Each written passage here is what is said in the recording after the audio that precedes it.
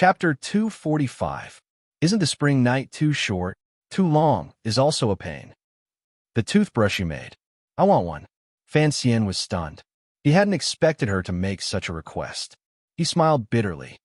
As far as I know, you can buy them on Xiaoshui Street. Haitang smiled. Not as good as you.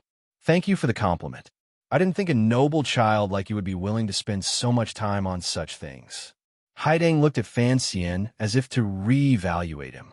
Fan Xian slowly closed his eyes and said, "It is clear that you do not know enough about me." Haitang was silent for a moment.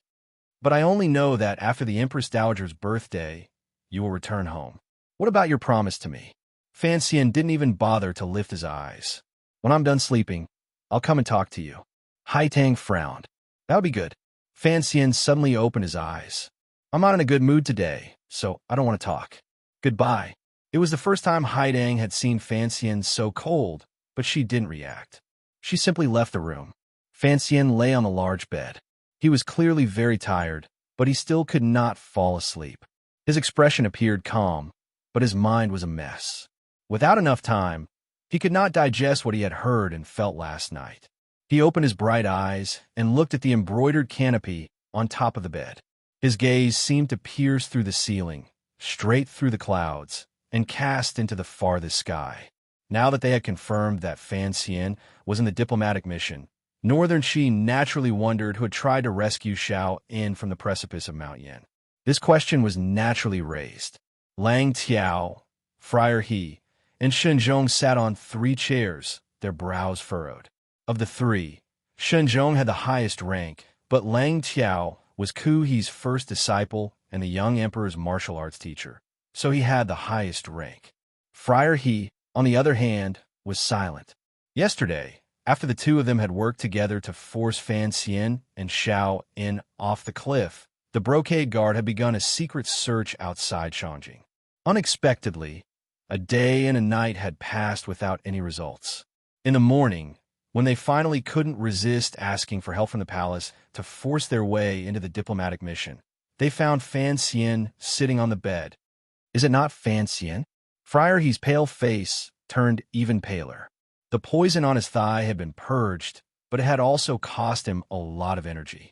Lang Qiao closed his eyes and said, "That person must be Fan Xian. He is good at using poison and needles. Other than him, who else could it be?" Friar He frowned. "But that person looks different from Fan Xian." Lang Tiao opened his eyes and said, "People could be disguised." Lang Tiao's status was special, so when he spoke, no one doubted him. But in reality, Fan Xian was perfectly fine in the diplomatic mission. If he had been the one who had fallen off the cliff, how could he have remained in one piece? Unless he was an immortal. Shenzhong couldn't help but doubt Lang Tiao's judgment. But on the surface, he maintained the benevolent countenance of a wealthy old man. The most likely culprit is Fan Xian, because Shang Shanhu is colluding with a southerner. Only a southerner would know so much about this matter. It can't be one of the aces of Dongyi. Seeing Friar He shake his head in disagreement, Shenzhong chuckled. Of course, it could be someone else. Other than Fan Xian, who else could it be? Lang Tiao said in a low voice. He didn't like dealing with the heads of secret agents. If it weren't for the fact that Xiao In was involved, he wouldn't have left the palace to help the brocade guard. Shenzhong glanced at Lang Tiao. With a face full of smiles, he said, "Sir Lang Tiao, the Qing kingdom also has many aces. As for the problem of methods, I think you have heard that there has always been an assassin by Chun Pingping's side called the Shadow. However, no one has seen him and no one knows his methods and style of doing things. Since Fan Xian is the commissioner of the Overwatch Council, then he must have some connection to the Shadow's methods. If that's the case, then the one who attacked the cliff was not Fan Xian, but the Shadow. The Shadow was Chun Pingping's bodyguard. Although no one had ever seen him, as the head of the Northern Qi secret agents, Shenzhong naturally knew of his existence. It doesn't matter who it was. Friar He sighed. The most important thing right now is to confirm whether or not Xiao In is dead. Xiao In is dead, Lang Tiao said calmly. When the black-clothed Fan Xian attacked to save Xiao In, Lang Tiao turned around and stabbed his curved knife into Xiao In's abdomen. He was very confident that the force of a knife's tip had cut off Xiao En's life in that instant. Xinzhong smiled. That's good. The Imperial Advisor and the Empress Dowager will be very satisfied. I thank you both. Once again, the sun was about to sink below the western city wall of Shanjing. Just like every day for thousands of years, the slightly hot wind swirled around the slightly withered leaves and crashed into the various houses in Shanjing. It swirled past people's bodies and swept past the silent tree trunks. After nightfall, the wind gradually cooled. Fan Xian wore an unlined robe and stood next to a tree in the rear courtyard of the diplomatic mission. His eyes narrowed as he watched the first star appear on the horizon. In this weather, he didn't need to wear an unlined robe, but his body was too tired, so he was a little afraid of the cold. He carefully folded the letter in his hand. He didn't use the strength of his palms to shatter it like he usually did, because this letter was not a secret letter from the council. It was just an ordinary letter from home. The letter was written by Juan. Although news from home had been continuously spreading to the north, this was the first time Fan Xian had received a letter from his wife. Presumably, she had been waiting at home a little anxiously. His father-in-law, the prime minister, had already stepped down, and De Bayo had already been brought to Fan Manor. Ruo was as calm as usual, as if she hadn't been disturbed by the rumors of marriage. His father was busy with court affairs. These were all the contents of the letter. At the end of the letter, there was nothing about longing, nor was there any urging of a certain person's journey. There were only a few lines. The summer night wind has stopped, and I am troubled in my dreams.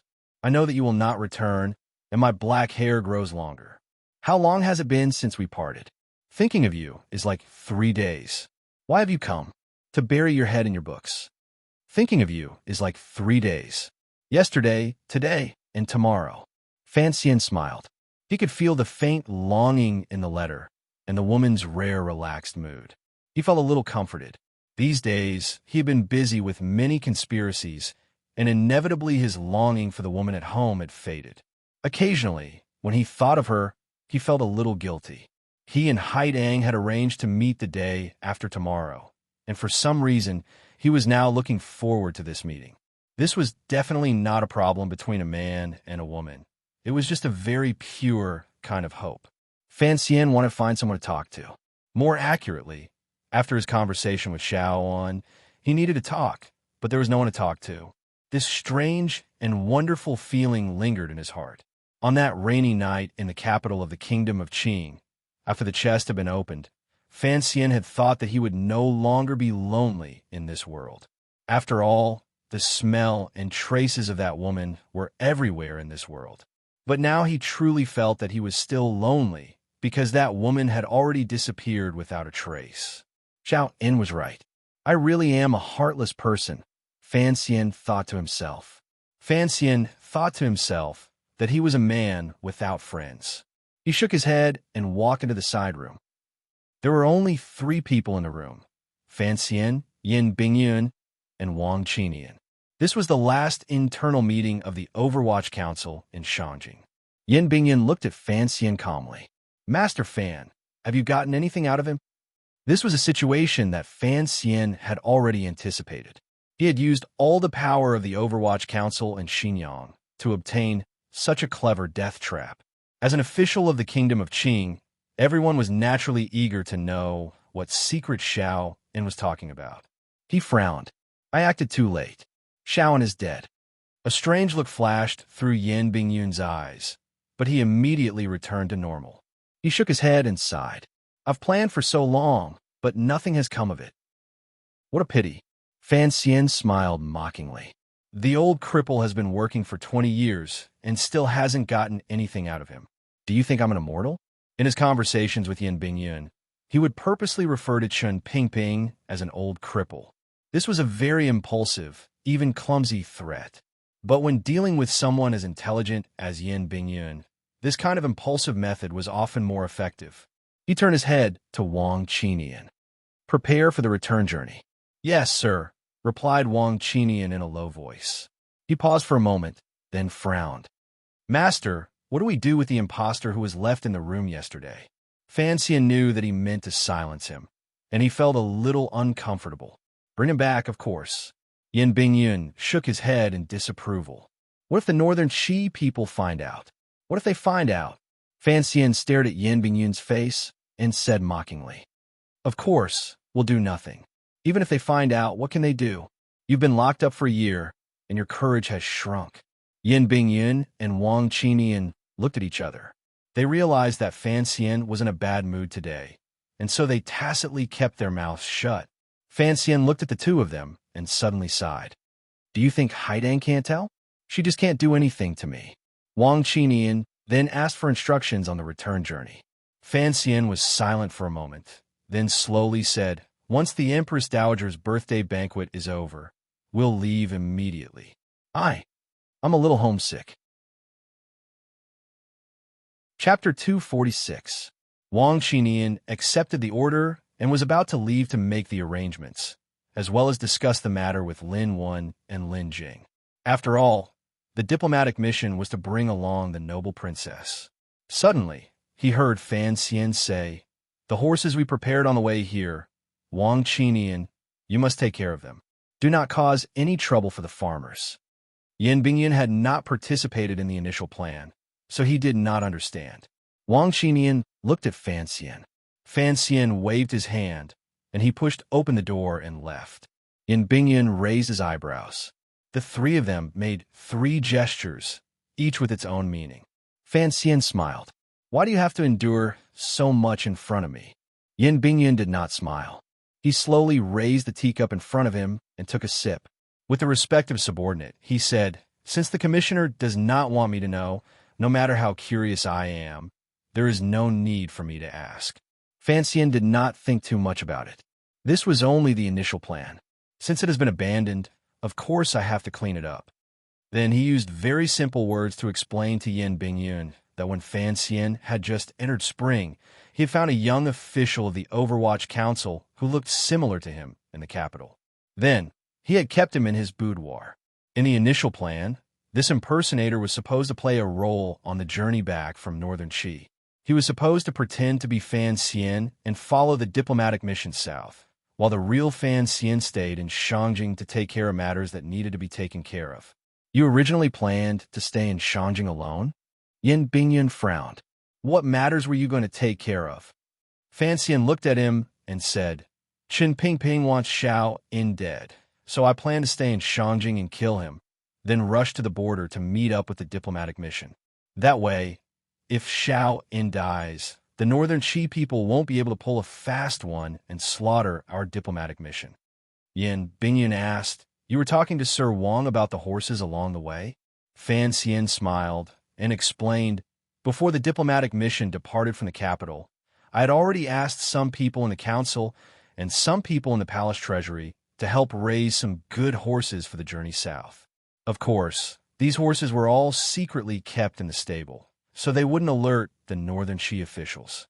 After you kill Xiao in Shangjing, you change horses all the way and rush to the border as fast as you can? Yin Bingyun sneered. Riding alone for 1,000 miles? Is there a problem? Yin Bingyun sighed. This is the real world, not a novel. If we had followed the original plan and you killed Xiao On, Northern Qi would have closed Shangjing and the armies of the various provinces would have sealed off the roads leading south.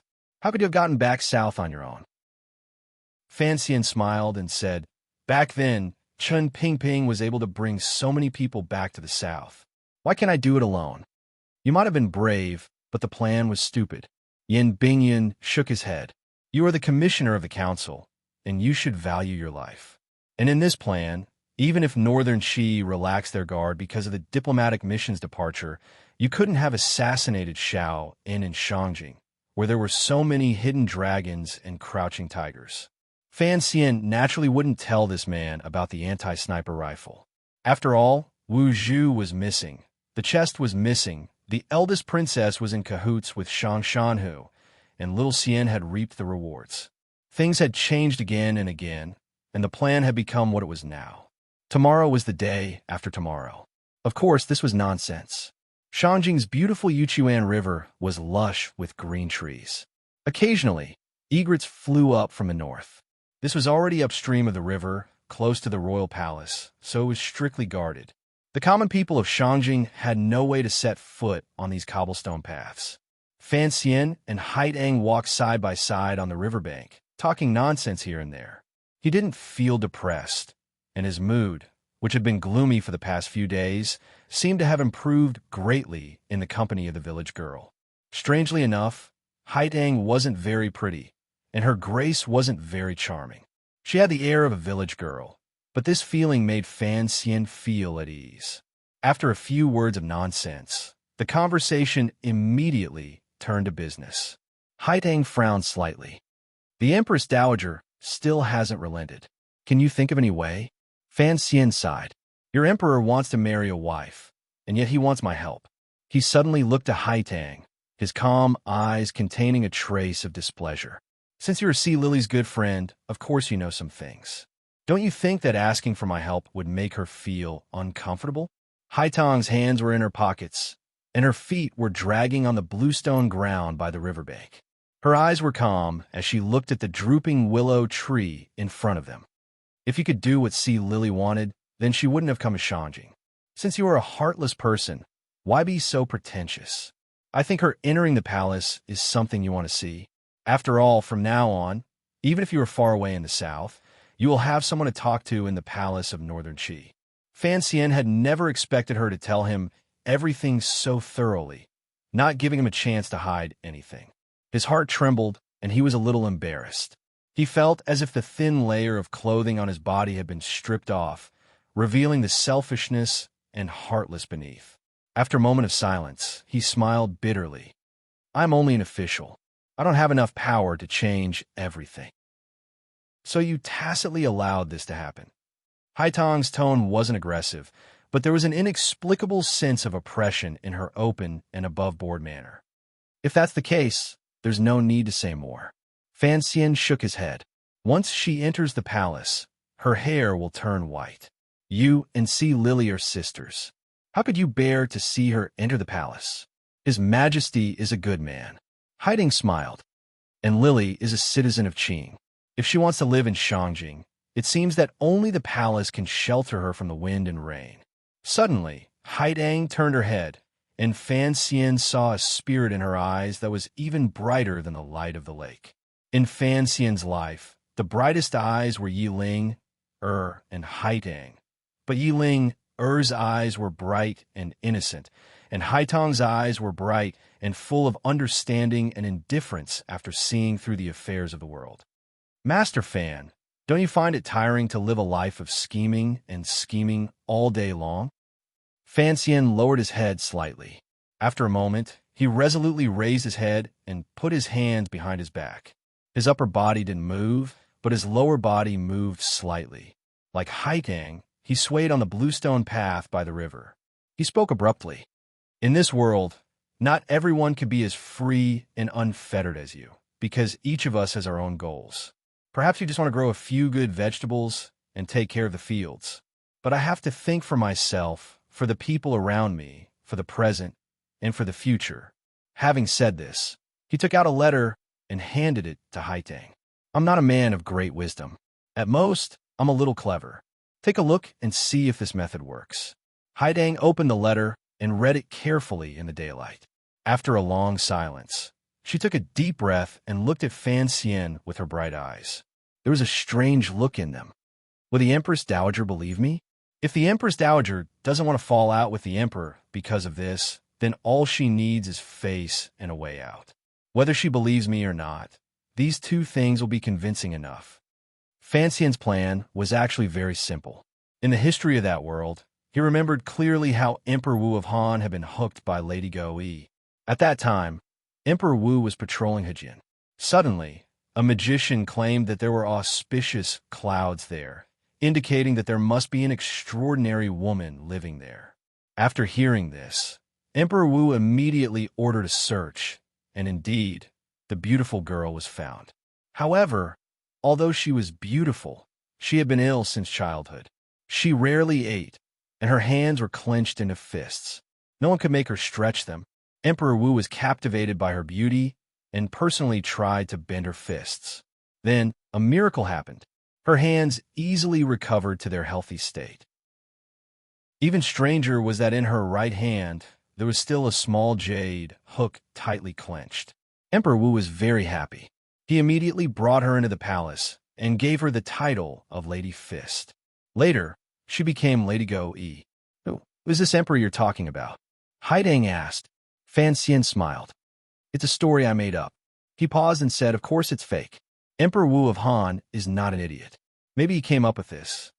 Haidang was a little naive when it came to matters between men and women. She hesitantly asked, then what should we do? Fan Xian shook his head in annoyance. Who are you? He asked. Haidang subconsciously fell into silence. Fan Xian was startled. He wondered if this girl, who wanted to study the way of heaven, had been dragged into a philosophical problem. He quickly coughed and said, you are Ku He's disciple, and Ku He is the imperial advisor. If Ku He said that there were auspicious clouds in the west of the capital, and that there was an extraordinary woman beneath them, it would be much more convincing. Haidang smiled bitterly. Why would Master play along with me? Fan Xian snorted in his heart. Your master dared to eat human flesh, and has always doted on you. It's not too much to play along with you. Haidang continued to ask, but everyone in Shangjing knows Lily's identity. It's impossible to hide it. Fan Xian smiled. Take Miss C to the Temple of Qi for a few months. It would be best if she could become a nun. What does that mean? She worships the temple wholeheartedly and does not think of marriage. And then, when the matter has died down, she will be sent to the palace. What is done cannot be undone. She will be carved into a ship. That's it. There are some details in the letter. Pay attention. Of course, if you can convince the imperial advisor to take Miss C as a disciple, that would be even better. Master Fan, these suggestions seem absurd and ridiculous, but if you look at them carefully, they are indeed feasible. Haidang bowed slightly and thanked Fan Xian. Fan Xian couldn't help but smile. This was the successful experience of Wu Zetian and Yang Guifei from his previous life. Of course it was feasible. But there was still a big question in his heart. Why did the emperor want Si Lily to enter the palace? Why did the Empress Dowager not allow her to enter the palace? Haidang must know the secret, but she certainly would not tell it to an official from another court. Suddenly, Fan Xian's heart skipped a beat. He thought of the young emperor's demeanor when he entered the palace a few times. He couldn't help but have an extremely absurd and daring idea. Chapter 247. Naturally, Fan Xian would not tell the girl beside him what he was thinking. He just unconsciously sucked in a breath of cold air, as if he had a toothache. Haidang glanced at him and said nothing. She continued to walk along the Yuchuan River. After walking for a short while, she came to the outskirts of a small garden. The bamboo fence was the door, the well was at the side of the courtyard, and the stone table was under the shade of the west. Yellow, mottled chicks were silently making a fortune from rice. This was, of course, where Haidang grew vegetables. Fan Xian shook his head helplessly. People can't be compared to each other. To be honest, Mrs. always put on an act of being close to nature, but compared to the stinking pigsty in the village, this elegant place, only now do I know that planting vegetables and raising chickens also need to pay attention to the realm. These words were clear praise, but they were actually derogatory. Haidang only smiled and said, do you think I'm happy to stay in Shangjing? But my teacher has orders, and the palace has a request, so I can only ask for a quiet garden nearby. Fan Xian laughed. I'm afraid that Shun Zhong and the others plotted this garden for you to grow vegetables. What kind of good people and rich gentry did they harm? Haidang said, that is what I do not know and cannot control. She spoke indifferently, and Fan Xian also listened indifferently. This was one of the things he admired about Haidang. As a transcendent figure in northern Qi, she did not forcefully pretend to be a fairy. She was not sour, not impatient, not deliberately indifferent. She just followed her heart, which was good.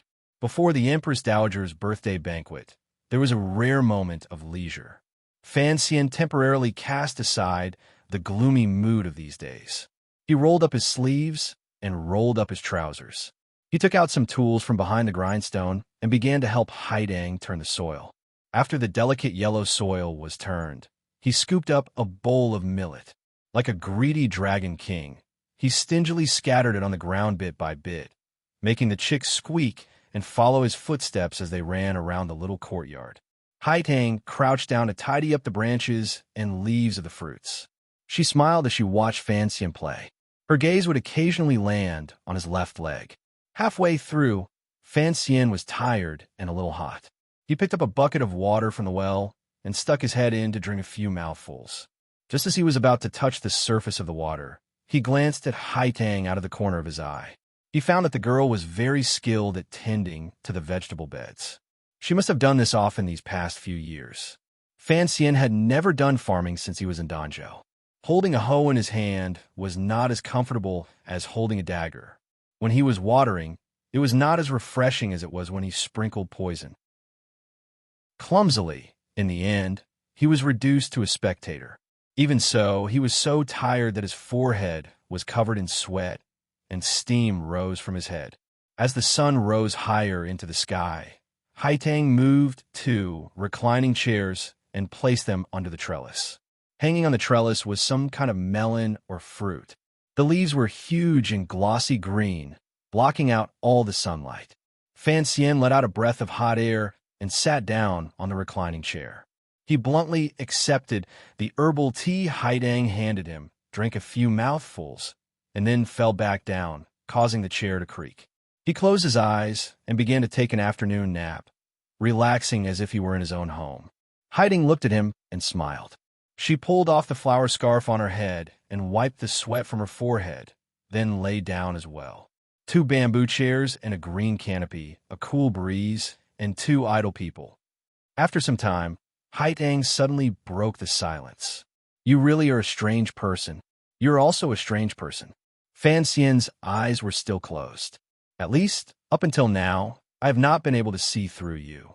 As the two spoke, they had already dropped the honorifics of Sir Fan and Sir. Haidang felt a little more comfortable. She smiled. Why must you see through someone? And what do you mean by see through? Everyone does certain things for a certain purpose. A smile rose to the corner of Fan Xian's mouth. And I do not know what your purpose is. My purpose? Haidang fanned herself with the flower scarf. Why must one live with a purpose? Fan Xian closed his eyes.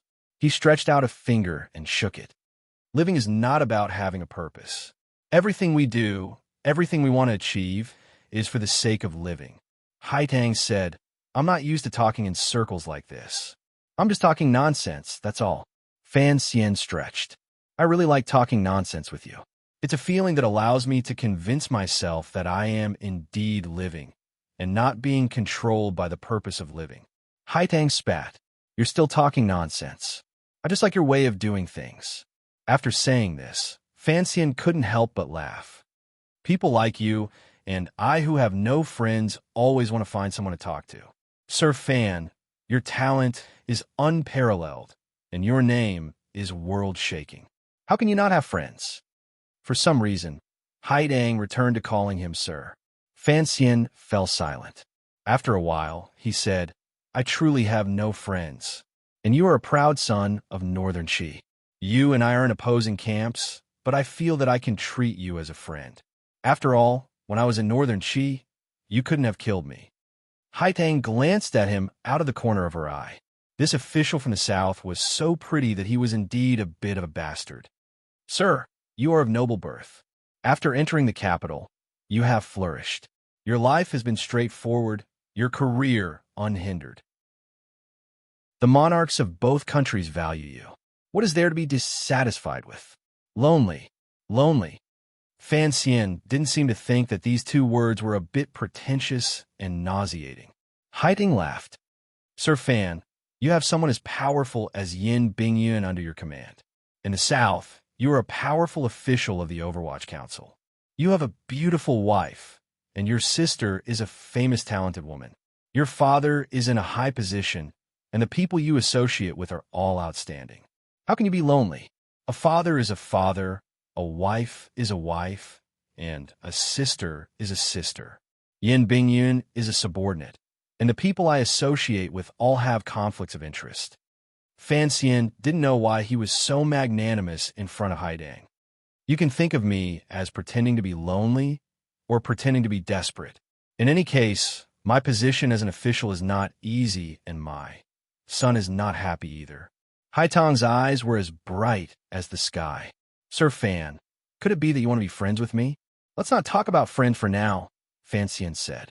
At least staying with you is more relaxing. This is an enjoyment that is hard to come by for me. What if I have other plans for you? You won't, Fan Xian replied with great confidence. Sir, you seem to have forgotten that there is enmity between us. It doesn't matter. At least right now, if someone wants to kill me, you will certainly help me. Fan Xian's long-hidden weariness finally revealed some of it. Sir Fan, I've always been curious. Why? Why were you willing to come to Northern Qi? Haitang looked at him with a smile. Actually, the affairs of the southern officialdom were no secret in the north. Of course, she knew about the mysteries and the relationship between the emperor's family. Fan Xian laughed. I'm not telling you. Haidang was speechless. Fan Xian turned over and got off the deck chair. He stretched. I'm hungry, Haidang replied. There's rice in the house, water in the well, and vegetables in the garden. You can make it yourself. Fan Xian sighed. When a man says to any woman other than his wife that he is hungry, he is usually saying that the liquor bug in his stomach is hungry. The most luxurious, quiet, and well-organized restaurant in Shangjing was the Centenary Pine House. Today, an honored guest had arrived.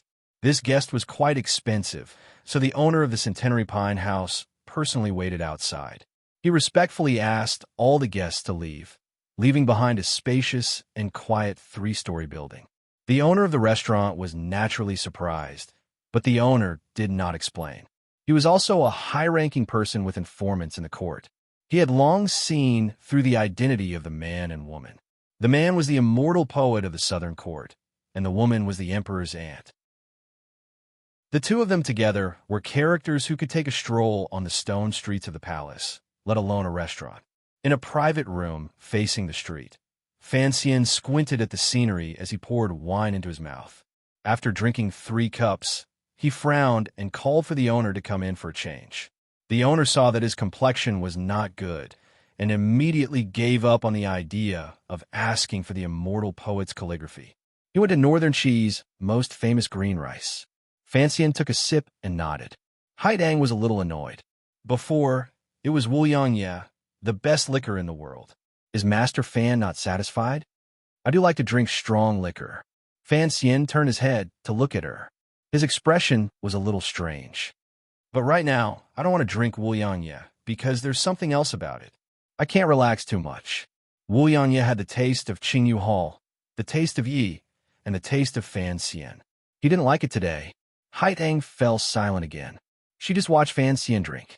Her eyes grew brighter and brighter, as if she was enjoying something very interesting. As he got tipsy, Fan Xian's eyes became a little hazy, and his smile became more relaxed. Don't you think I've lived a happy life, and yet I'm pretending to drown my sorrows in wine? Is that funny? Young people don't know the taste of sorrow. Fan Xian tapped his chopsticks on the bowl and sang. This was the first poem he had copied since his reincarnation. Now that he thought back to the past, he felt even more complicated. He sang softly again.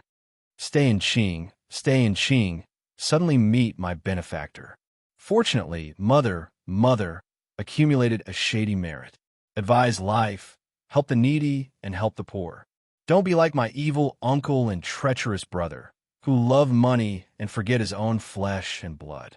It is multiplication, division, addition, and subtraction above the firmament. This was the verdict of Sister Qiao in Dream of the Red Chamber.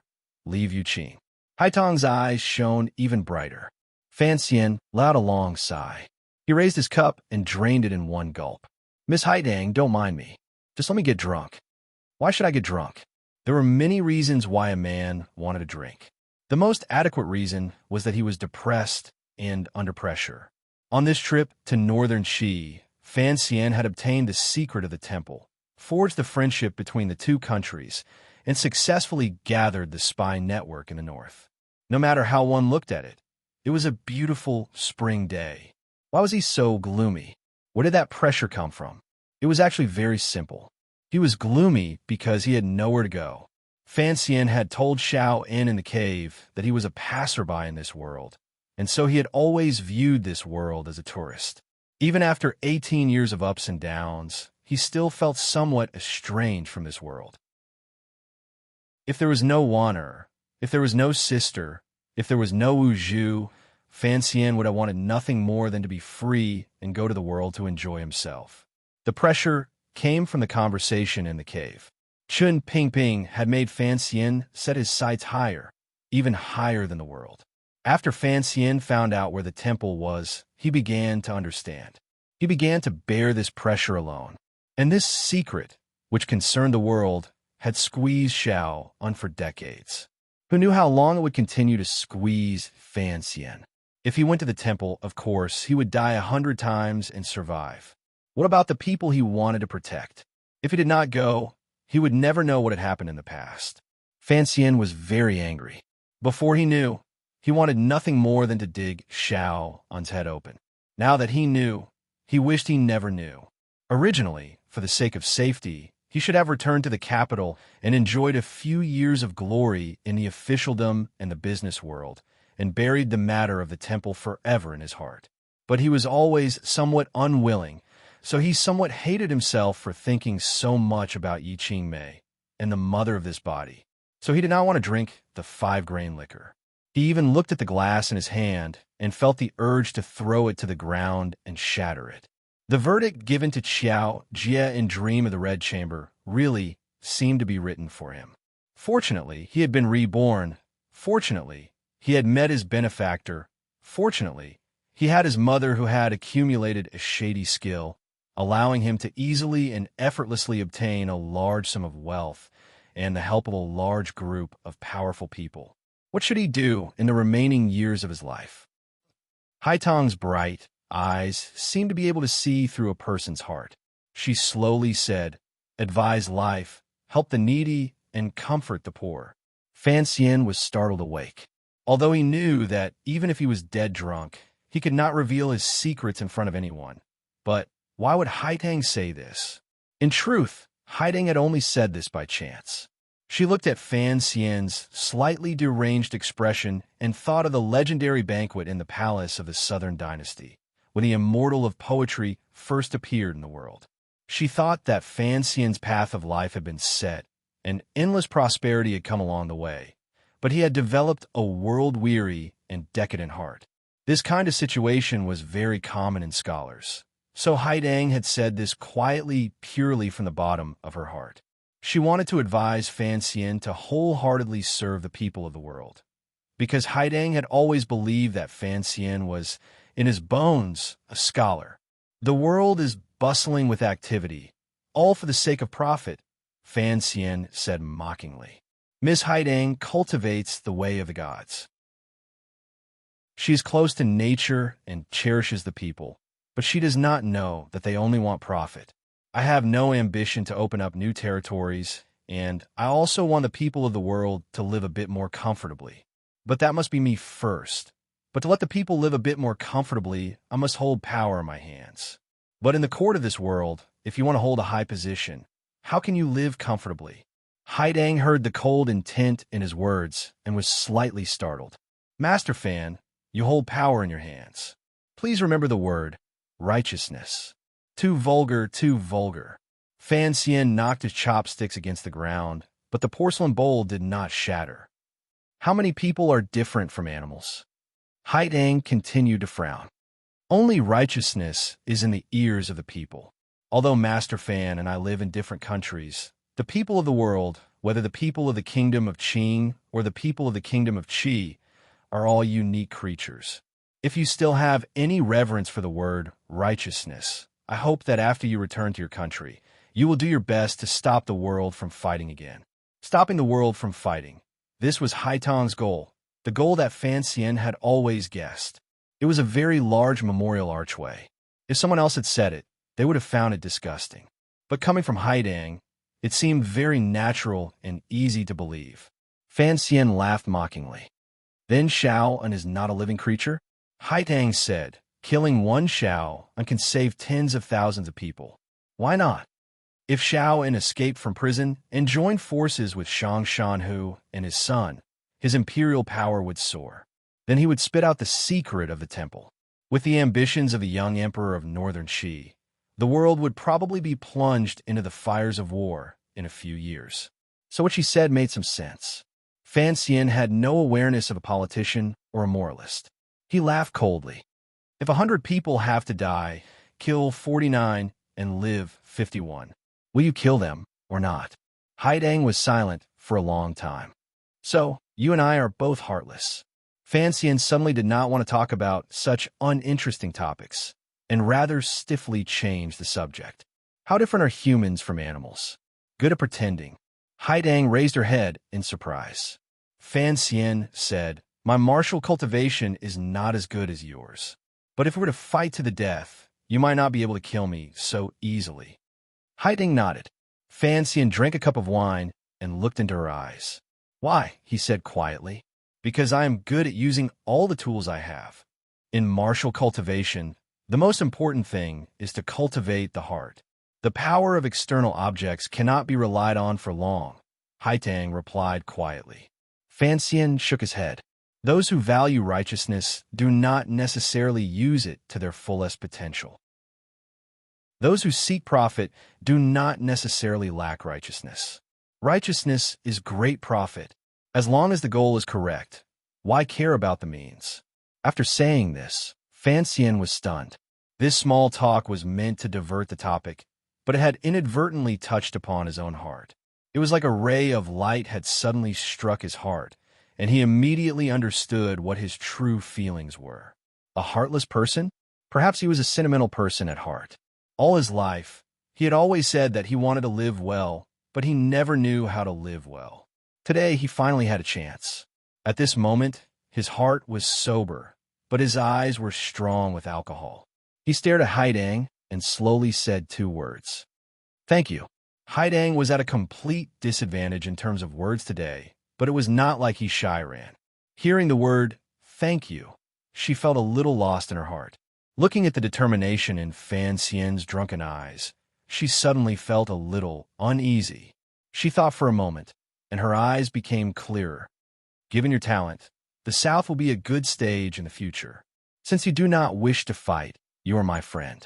I hope that when you rise to the 1,000 mountains, you will be careful and think of the people. Do not have the slightest complacency. This is the right path.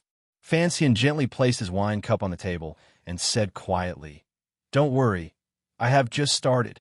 Other than Ku He, Haidang was the #1 ace in northern Qi. With such a beautiful woman guarding him, all of the hesitation in his heart was dispelled. Fan Xian drank to his heart's content. Although he was a bit childish and refused to drink Wuliangye, he had drunk too much green rice. In the end, his throat was dry and spicy, his chest swelled, and his mind was muddled. He floated back to his senses and happily collapsed on the table. This was the first time since Fan Xian had opened the chest that he had become so drunk that he had lost consciousness. It was in a restaurant in the enemy country of Shangjing, and in front of Haidang, who he did not know was friend or foe. Acting like this was really old-fashioned and stupid. You really are a person who cannot be seen through. Haidang looked at Fan Xian, who had collapsed on the table and was sleeping sweetly like a child. She smiled. I have always wanted to see Sir Shuichen. Chapter 248. Fan Xian's head hurt a little. A pair of warm and soft hands reached out and gently rubbed his temples. He was slightly startled, but his eyes were still closed as he asked, where is this place? Perhaps it was because he had drunk too much, but his voice sounded dry. He felt the hands on his temples leave his hands, and a moment later, a cup was carefully brought to his lips. He tasted it and found it was honey of the right thickness, perfect for dispelling alcohol. He couldn't help but smile. He believed that Haidang wouldn't poison him, because that wouldn't do her any good. Just as he was thinking about this, he suddenly smelled a faint fragrance around him. This fragrance was extremely elegant, but it caused ripples in his heart. A wave of heat rose from his lower abdomen, directly messing up his mind. The fragrance drew closer, softly resting against the back of his head. The enchanting collision of bodies made the fire in Fan Xian's heart unbearable. Fan Xian abruptly opened his eyes. There was a lingering desire in the serenity in his eyes. Looking at the pair of white jade wrists in front of him and the light green sleeves, he said, "Lily." See Lily turn around. Her body went limp, and she fell into his arms. Her eyes gazed at him weakly. There was a glimmer of hope and a trace of hidden bitterness. The two of them had been traveling north, and the only thing they hadn't broken through was that layer of paper. Fan Xian smelled the familiar scent of a woman, and he couldn't help but be absent-minded. After he came to Shangjing, he had only seen her once in the temple. He had already decided not to have too much of a relationship with this woman. But now that when you had thrown herself into his arms, that familiar and soft touch kept rubbing against his chest and abdomen. He had just been drinking with Haidang, and now he was being intimate with Sea Lily. Of course, Fan Xian understood what was going on, but he didn't quite understand. It's not that I don't understand, but the world changes quickly. In the early summer of Shangjing, when there was no wind, it would be hot and stuffy. When there was no rain, there would be dust. It really couldn't be called a good time. Fortunately, it was already late. A light night breeze swept past, freeing the little temple from the scorching heat of the day. Sparse branches hung from the eaves of the temple, and a large, round moon was reflected in the distant but also very close background of the night sky. Fan Xian fastened his belt and ran out of the room like a perverted thief. His handsome face was filled with disbelief and absurdity. At the entrance of the temple, he suddenly turned around and looked at the woman sitting on the full moon on top of the temple. He cursed, "You're the same as your master. You're both crazy." Fan Xian had always liked to disguise himself. He was shy, sweet, and naive. Although no one believed him, he was still pure. But today, he had encountered such absurdity. He was shocked and angry, and he finally opened his mouth to curse. Haidang squatted on the roof like a nanny watching over children in love. She did not tie the floral scarf on her head, but around her neck.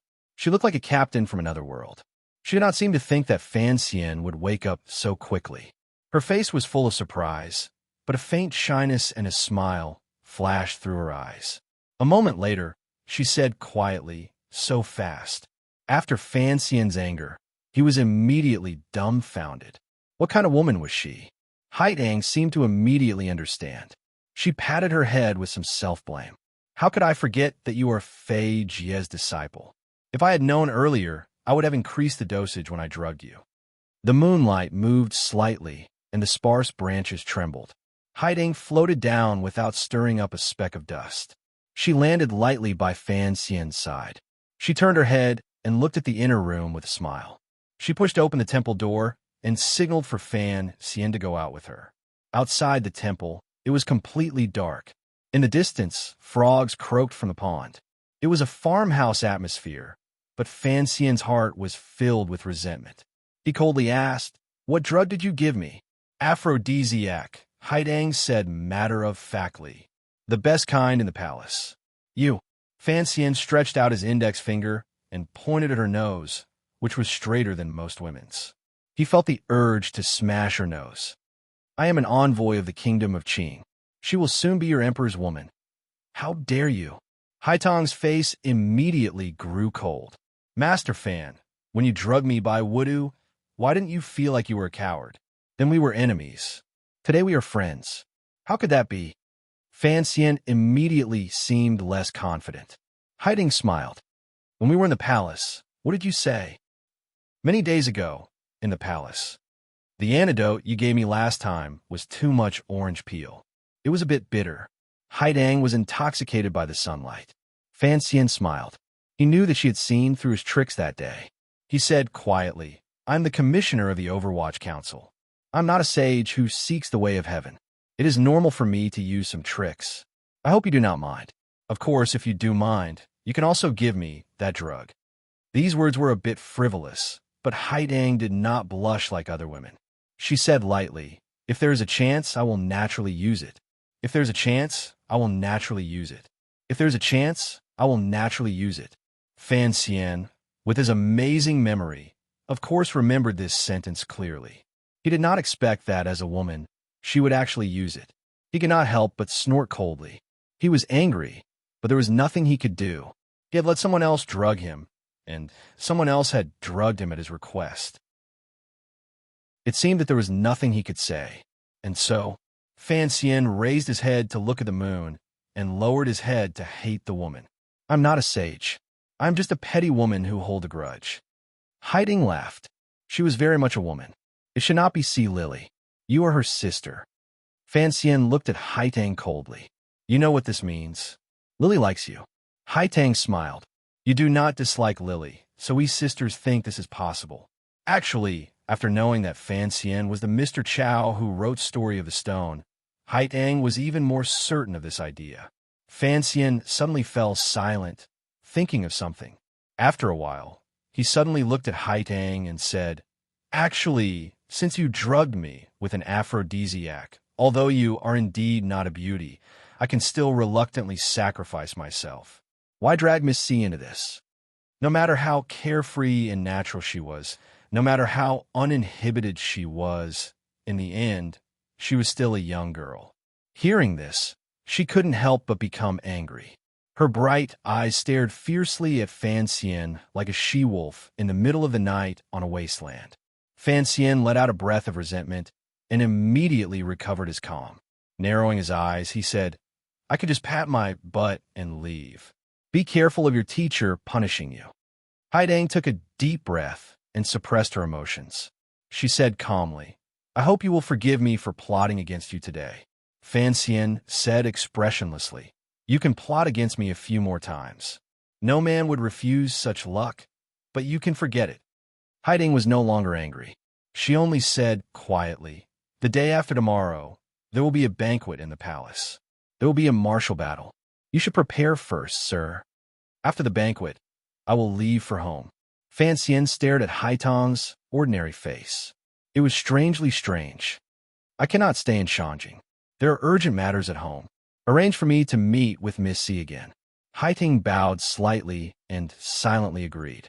She then watched Fan Xian's figure gradually disappear into the darkness. As he passed by a ridge, Fan Xian stumbled slightly and almost fell. Perhaps it was because he was uneasy, but seeing his hands fumble in his robe, she realized that his belt had not been fastened properly.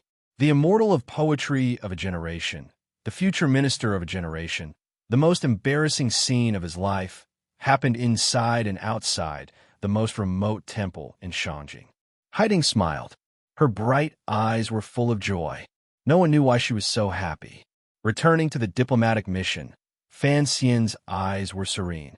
He did not look the least bit embarrassed, nor did he show the anger he had earlier.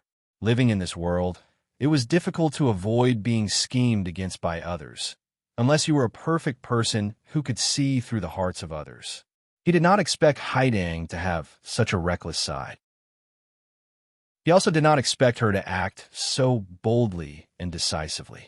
This kind of gambler was not much different from his own. Only 4 in total. He had already taken a bath and was half leaning on a chair, but he still smelled a faint fragrance on his body. He could not help but think of that girl, and a faint feeling welled up in his heart. Even though he was a cold and hard person, he could not help but narrow his eyes. He began to calculate how this matter would affect that girl. Perhaps what Haidang said was true, but what of it? Yin Bingyan frowned and looked at him. Fan Xian was his superior, the official commander of the diplomatic mission.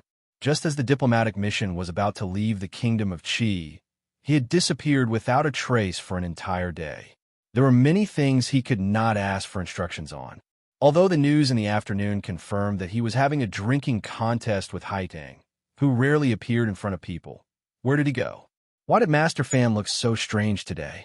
Yes, in 4 years, only 4 concubines entered the palace, Yin Bingyan replied. The Northern Qi Emperor has practiced the way of the heavens since he was a child. Looking at his style of governance, he can be considered a wise ruler. Anyone with great ambitions would naturally not be interested in the affairs of men and women. The Northern Qi Emperor should not have any children yet, right? Fan Xian asked with his eyes closed. The Emperor is still young, and the palace is not in a hurry. Not in a hurry? Forget it. Go and have Wang Qinian make arrangements for the palace entry the day after tomorrow, as well as the return trip. Fan Xian snorted in his heart and waved his hand for Yin Bingyan to leave. Yin Bingyan looked at him with some confusion. He knew that the commissioner had many secrets that he had not revealed. It was true that although Fan Xian was the commissioner of the Overwatch Council, there were many things he would not tell anyone. For example, tonight's matter, or the possibility of the Northern Qi Emperor being attacked. Fan Xian's fingers were still cold. Only now did he realize that he was not as brave as Haitang. The main gates of the palace slowly opened. The beautiful palace, hidden in the green mountains, with its black eaves and flowing waterfalls, once again appeared in front of everyone. Fan Xian looked coldly at the unfamiliar Northern Qi officials and calmly walked into the palace. He then greeted Wei Hua and the other officials from the office of the Grand Herald, who he was familiar with, and was politely invited into the Great Hall by a eunuch. The Great Hall was quiet. The clear water beside the long imperial path was calm and unruffled, and the fish in the water swam naturally. The Empress Dowager and the Emperor sat high up on the imperial platform. Below them were a dozen or so tables. The people sitting there were all high-ranking officials of Northern Qi. Ordinary officials only had the right to eat in a side hall. As the head envoy of Qing, Fan Xian sat high up on the first table to the left. Other than Gao, who was standing steadily behind him, the only other people in the diplomatic mission were Lin Wan and Lin Jing. Sitting opposite the diplomatic mission were the Grand Tutor and the Prime Minister of Northern Qi.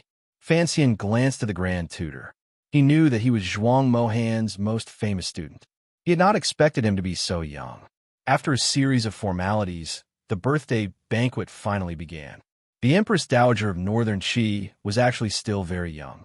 Although there were some wrinkles at the corners of her eyes, she still had the pure beauty of a noble woman. But Fan Xian knew from the matter with Xiao that this woman was actually an extremely cruel and merciless person. Thinking of Xiao Wen, he subconsciously tilted his head. Shang Shanhu was sitting at the table next to him. It was a pity that when he entered the hall, he had not had the opportunity to clearly see the elegance of the foremost general of Northern Qi. The Empress Dowager raised her wine cup and said something. Her voice was very soft and clear. Fan Xian did not pay attention. He just followed the officials in bowing and reciting the words of praise. The Empress Dowager's birthday was a red bomb that the common people could not compare to. The officials of Northern Qi wanted nothing more than to plunder all the precious objects in the world and move them to the palace. The green dragon jade on Dong Mountain, the marvelous bell imported from Dongyi, the rare two-tailed ferret from the snowy lands of the north. The Empress Dowager nodded slightly, seeming quite satisfied. The gifts from the Qing diplomatic mission had long been transported from the capital. Although they were expensive, they were not extraordinary. Naturally, Fan Xian would not actually compose a poem for the Empress Dowager. Otherwise, before the Empress Dowager's face hit the ground, his face would hit the ground first. Furthermore, his calligraphy would not be presentable. His personal birthday gift was a small bottle. Inside the bottle was a clear amber liquid. It looked ordinary, but after the Empress Dowager opened the lid and took a whiff, the look in her eyes when she looked at Fan Xian was not quite right. It was one of admiration and love. Yes, it was a very uncreative perfume. The palace treasury had stopped producing it for 15 years, and Fan Xian had stolen it from Qingyu Hall. He had originally planned to use it to intoxicate Haidang, but he had not expected Haidang to not be into it. He had not expected that Haidang was not a great beauty. When Fan Xian had been preparing Li Qingzhao's poem in the capital, The Water of France, he had not expected that he would not be able to subdue Haidang through the issue of men and women. Instead, he had almost been tricked by her. After Fan Xian thanked the Empress Dowager, he raised his eyes and glanced at the emperor. Unexpectedly, he found that the young emperor was also looking at him with a smile. He had long been prejudiced against him. Seeing the emperor's liking gaze, he could not help but feel his hair stand on end. Chapter 249. Fan Xian's heart trembled, but his face remained respectful. He lowered his eyes, avoiding the young emperor's gaze, but he was too embarrassed to look at the Empress Dowager.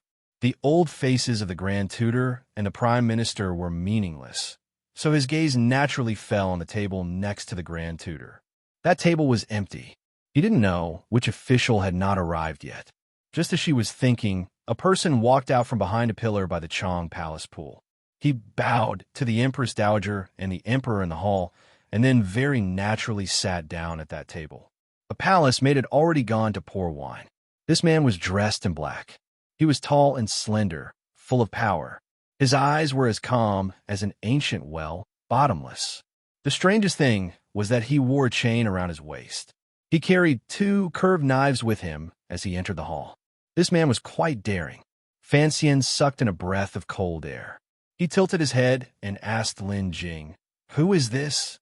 To be able to sit next to the Grand Tutor and bring knives into the palace, he must be an incredible person. Lin Jing quietly introduced him. This is Imperial Advisor Ku He's first disciple, Sir Lang Tiao. He is the commander of the Imperial Guards in the palace, but I've heard that in recent years he has mainly been in charge of the Emperor's martial cultivation. He doesn't really manage affairs. Fan Xian made an "oh" sound, as if he had just understood. With a hint of shock, he said, "So, this is Miss Haitong's senior disciple. No wonder he has such a high status." At this moment, Lang Tiao's calm gaze had already landed on Fan Xian's face. Fan Xian smiled and raised the wine cup in his hand in a friendly gesture. He gestured to Lang Tiao. His lips slightly parted and soundlessly said 2 words, "Hello." Lang Tiao frowned. No one knew what he was thinking. After a moment's hesitation, he finally raised the cup in his hand and drank with Fan Xian from a distance. Lin Jing quietly said to Fan Xian, "Sir, this man really should be on good terms with you. It's a pity that you have to leave for home the day after tomorrow. This is your first time meeting him." Fan Xian put on a look of pity, but in his heart, he was wondering if Lang Tiao would recognize him. As he pondered this, Lang Tiao was also puzzled. The expression of the young official of the Kingdom of Qing was so natural and did not seem to be fake at all. Could it be that Shun Zhong had guessed correctly? That the black-clothed man on the cliff was Chen Pingping's shadow guard, and not Commissioner Fan? Fan Xian's heart was calm. He swept his gaze over all the tables in the hall and asked, "Why don't I see Master Shen?" Lin Jing replied, "Although Shun Zhong is the provost of the Discipline Commission, his rank is not high enough to enter the Imperial Palace. Moreover, today is the Empress Dowager's birthday, so he must be in charge of all matters in Shanjing." Fan Xian nodded and didn't say anything more. After a while, the ceremonial music in the palace gradually began. The sound of bamboo and string instruments played a magnificent feeling. There were dancers dancing in the hall. Clear light appeared on the ceiling. The birthday banquet officially began. First, the emperor raised his cup to the Empress Dowager and congratulated her on her birthday. Then, the officials below him knelt in order to wish her well. Fan Xian, as a foreign official, sat at the head of the table, and with Lin Jing at his side, secretly reminded him what to do. He passed this stage smoothly. Wine, fruits, and vegetables were brought to the hands of beautiful palace maids, quietly and gracefully placed on each table.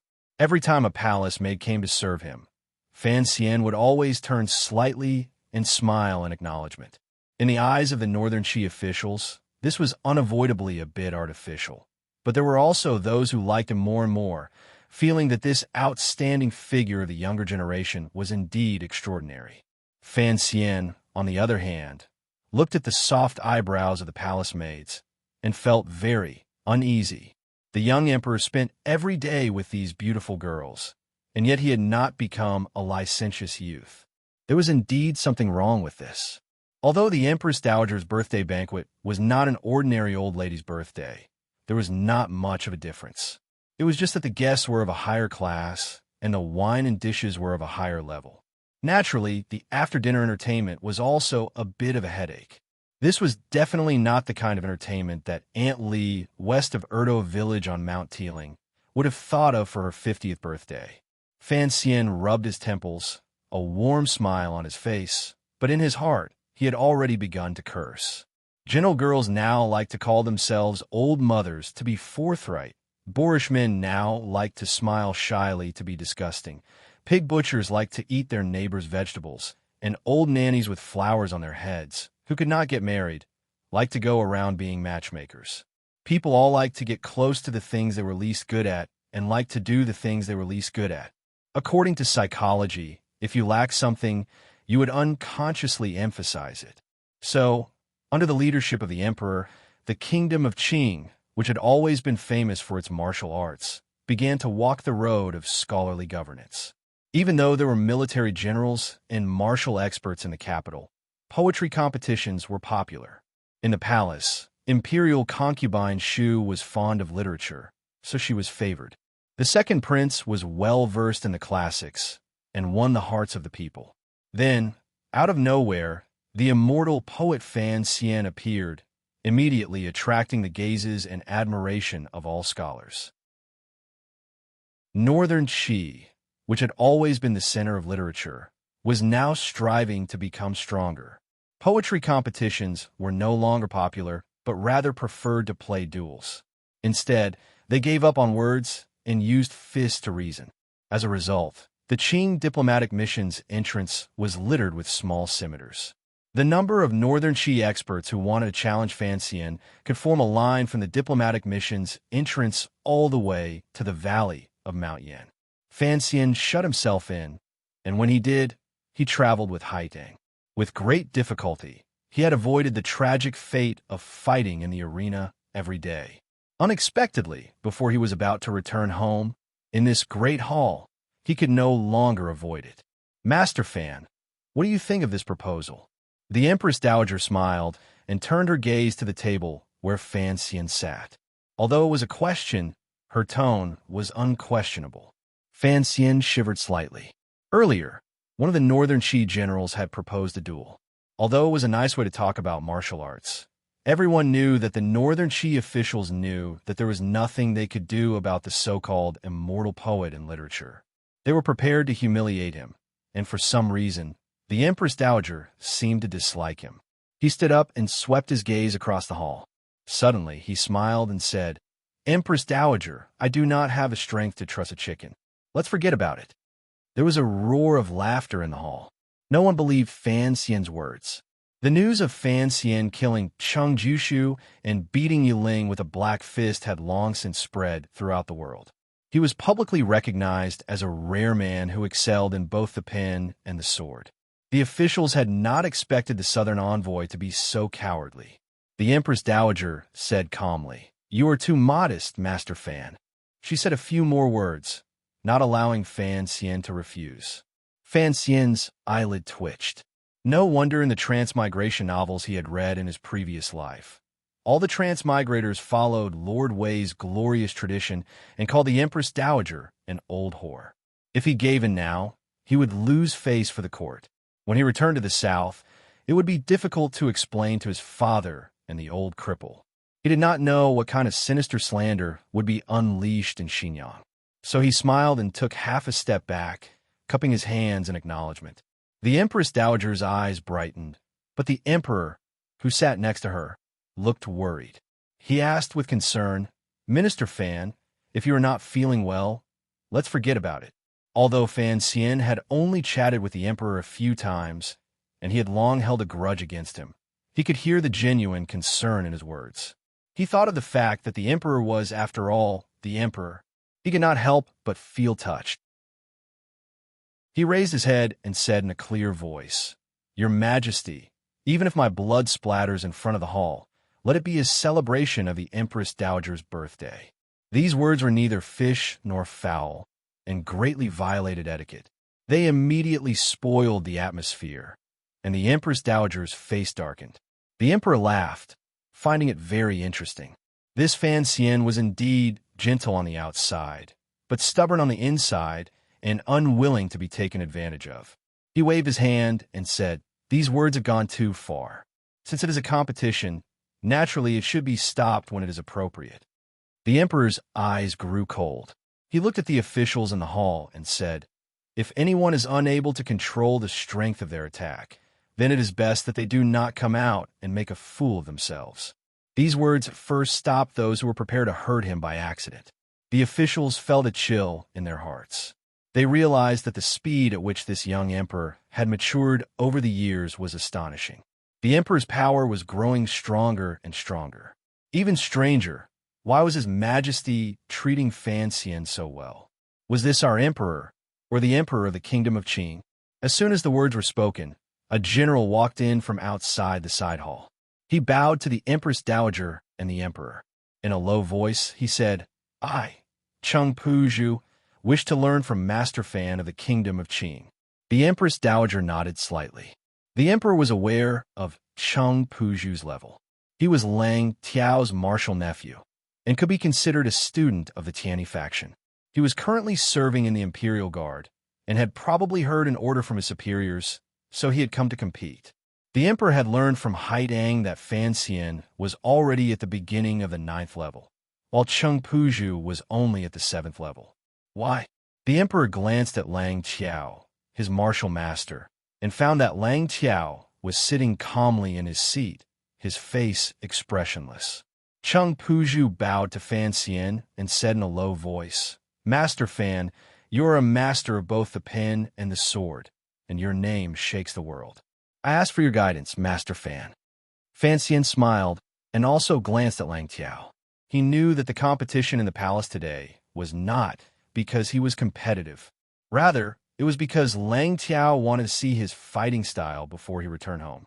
After he had arrived in northern Qi, he had not fought in front of anyone. Lang Tiao must still have some doubts about the matter at the cliff. He cupped his hands towards Cheng Puzhu. "Lord Cheng." Cheng Puzhu replied in a low voice, "Indeed." Fan Xian said, "You are not a match for me." He then sat down. The officials were in an uproar, thinking that Fan Xian was a bit too arrogant. Just as they were thinking this, they heard a steady voice. "I ask for your guidance, Lord Cheng." Cheng Puzhu was fuming, but then he saw the bodyguard behind Fan Xian take a step forward and stand in front of him. Sunlight shone down from the ceiling of the palace, scattering a clear light. The palace was incomparably bright, so he could clearly see the boundless murderous intent contained in the bodyguard's plain face. It was only one step. Gouda had only taken one step forward, but his entire person had changed. Before, he had been an unremarkable bodyguard, hidden in Fan Xian's shadow. Now that he had taken a step forward, he seemed to have the air of a grandmaster. There was no wind in the palace, but Gao Da's Jinqi flowed through his body, causing his clothes to flutter slightly. Fan Xian used the cover of the table to sit on the floor, holding a small wine cup with 2 fingers. His eyes narrowed. He used his peripheral vision to observe Lang Tiao's expression. Lang Tiao seemed uninterested in what was happening. He held a pair of chopsticks in his hand, picking at the dishes on his plate. But Fan Xian's eyes were sharp, and he saw Lang Tiao's chin move slightly. This was a sign of agreement. Cheng Puzhu took a deep breath.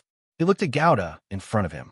Everyone in Shangjing knew that he was an expert bodyguard of the Southern diplomatic mission. He had once subdued General Tan Wu, a subordinate of General Shang Shan, in one move. He was a true master, but things had come to this, and Cheng Puzhu could not back down. He shouted, "Your Majesty, please permit me to use my saber." Although the young emperor admired Fan Xian, he was no fool. He knew that he was the emperor of northern Qi, and he rather admired this general's courage and power. With a look of approval, he said, "Permitted. General Cheng, do your best. This is purely a martial competition. Do not think of it as the face of the court. Whether you win or lose, I will reward you." The Empress Dowager looked at her son, her eyes full of disapproval. But the young emperor smiled, as if he did not see his mother's gaze. The 2 brothers, Lin Wen and Lin Jing, were extremely nervous. They were about to leave for home. So how could they cause such a ruckus in the palace? If they won, Northern Qi would lose face, and that would not be good. If they won, the Qing court would lose face, and that would be even worse. But the officials of the Kingdom of Qing had developed a natural ruthlessness over the decades. Seeing the other side's provocation, even though they were civil officials, they were truly angry. They said to Gao, Gargao, don't go overboard. Talk of victory before the battle. Fan Xian glanced at the two deputies beside him and laughed bitterly. He thought to himself that these two were even more arrogant than him. Turning his head toward the emperor on the dragon chair, he said, Your Majesty, please allow my subordinate to bring a knife into the palace. The emperor smiled at him and waved his hand. Outside the palace, it was known that there would be a martial competition. Today was the Empress Dowager's birthday banquet, so the palace had been lax. Furthermore, the emperor had given his approval, so the officials who had been eating in the side hall all rushed to the entrance of the palace, casting their eager gazes upon the field. A young eunuch fetched Gao Da's long saber from the palace's corner door and handed it to the eunuch in front of the palace. Fan Xian saw Wang Qinian standing at the entrance of the palace, sneakily looking in their direction. He couldn't help but feel a chill in his heart. He wondered if Wang Qinian's hands were itching to return to his old profession and search for something in the palace. Gao Da gripped the hilt of the long saber with both hands, and his entire mental state immediately entered a very strange state. The power from before was gone, and the oppressive feeling no longer existed. All that was left on the field seemed to be only one saber. Even though it was one man and one saber, in the eyes of spectator, there was still only one saber. Lang Tao put down his chopsticks and looked at the unique long saber in Gao Da's hands. He seemed to have thought of something, and his brows furrowed slightly. Cheng Puzhu and Gao Da stood facing each other. Looking at their opponent, who was standing steadily, they cast aside all distracting thoughts. Taking a deep breath, they slowly pulled out the curved saber from its sheath. The blade scraped against the mouth of the sheath, making a hot-blooded metallic sound. Gao Da still did not move. Holding the long saber with both hands, his entire body leaned a few inches to the right. Cheng Puzhu slowly circulated his jinqi, pouring it into his wrist. He felt as if his forearm had become one with the curved saber. Only then did he raise the blade slightly. He was Lang Tao's disciple nephew and belonged to Ku He's faction. Although he was only a 7th-level martial artist, he had the self-confidence that his master had bestowed upon him. His opponent could be arrogant, but he would not. The saber flashed like snow. The distance of several feet between the two masters seemed to not exist. In a flash, it disappeared. In the next moment, Cheng Puzhu had already appeared in front of Gao Da. The two were very close, as if their faces were touching, and their bodies were touching. And that snow-like saber light came from Cheng Puzhu's hand. The curved saber was strangely hanging upside down. He raised it high, and the tip of the saber was aimed straight for Gao Da's left shoulder. The distance between the two was too close. Even Cheng Puzhu could only hang the curved saber upside down, using this treacherous and unpredictable method to stab. Furthermore, Gao Da was holding the long saber with both hands. At this moment, there was no way he could unsheath it. Even if he did, there was no way he could use it at such a short distance. Cheng Puzhu lived up to his reputation as an extraordinary master. In a short time, he had relied on his opponent's weapon to come up with a plan to subdue him. The officials were slightly startled. It seemed that they were about to see blood spurt from Gao Da's shoulder. Fan Xian frowned slightly. It seemed that he had not expected Cheng Puzhu's attack to be as swift as lightning. Crack! An extremely unpleasant sound rang out. Immediately after, there was a shattering sound, followed by another muffled sound. In the next moment, the Empress Dowager, the Emperor, and the officials watching from outside all watched in shock as a figure was sent flying. Cheng Puzhu landed heavily on the ground. His face was covered in blood. It seemed that he had suffered a grievous injury. The crowd thought that Gao Da had used jinqi to send Cheng Puzhu flying, and they couldn't help but be shocked. To send a 7th-level master flying with jinqi, other than the 4 grandmasters, perhaps only a few 9th-level masters could do so. And Gao Da was only a bodyguard of the Qing diplomatic mission. Only the martial masters present could clearly see what had happened. When Cheng Puju's curved saber came down, Gao did not draw it. Instead, he held the long saber with both hands and brought it down. The hilt of the long saber was about an inch wide, and it was this small area of the hilt that met the tip of Cheng Puju's curved saber.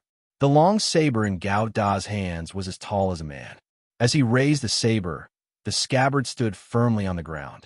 So when the tip of the curved saber pierced the hilt, it was as if all of Cheng Puju's junshi and power had been transferred through the long saber in Gao Da's hand to the bluestone floor beneath his feet. Gao Da remained uninvolved. He watched as Cheng Puju's attack, which he had been preparing for a long time, collided head-on with the ground. In the future, even if he were a grandmaster, so what? In that instant, Cheng Puju felt an extremely powerful force pass through the tip of the saber, making it hard for him to breathe. And at that moment, Gao Da put down his saber and cupped his fists. His arms seemed to form a circle, and he turned to the left. The steel-like tip of his right elbow struck Cheng Puju's chin heavily. The blow was so powerful that it knocked out his opponent's teeth and split his lips. Blood flowed freely. Gao Da had been merciful. Otherwise, this blow would have killed Cheng Puju. Rather than saying that Cheng Puju had been defeated by Gao Da, it would be better to say that he had been defeated by the earth. A eunuch had already helped Cheng Puju out of the room for treatment.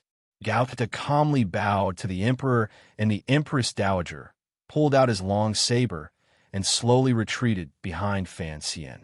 With a crack, the bluestone floor where they had fought earlier began to crack inch by inch.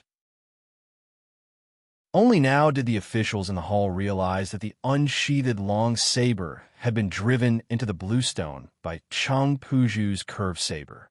What kind of power was this? Understanding that Gao Da had used a trick, the officials began to talk among themselves, but they didn't say anything.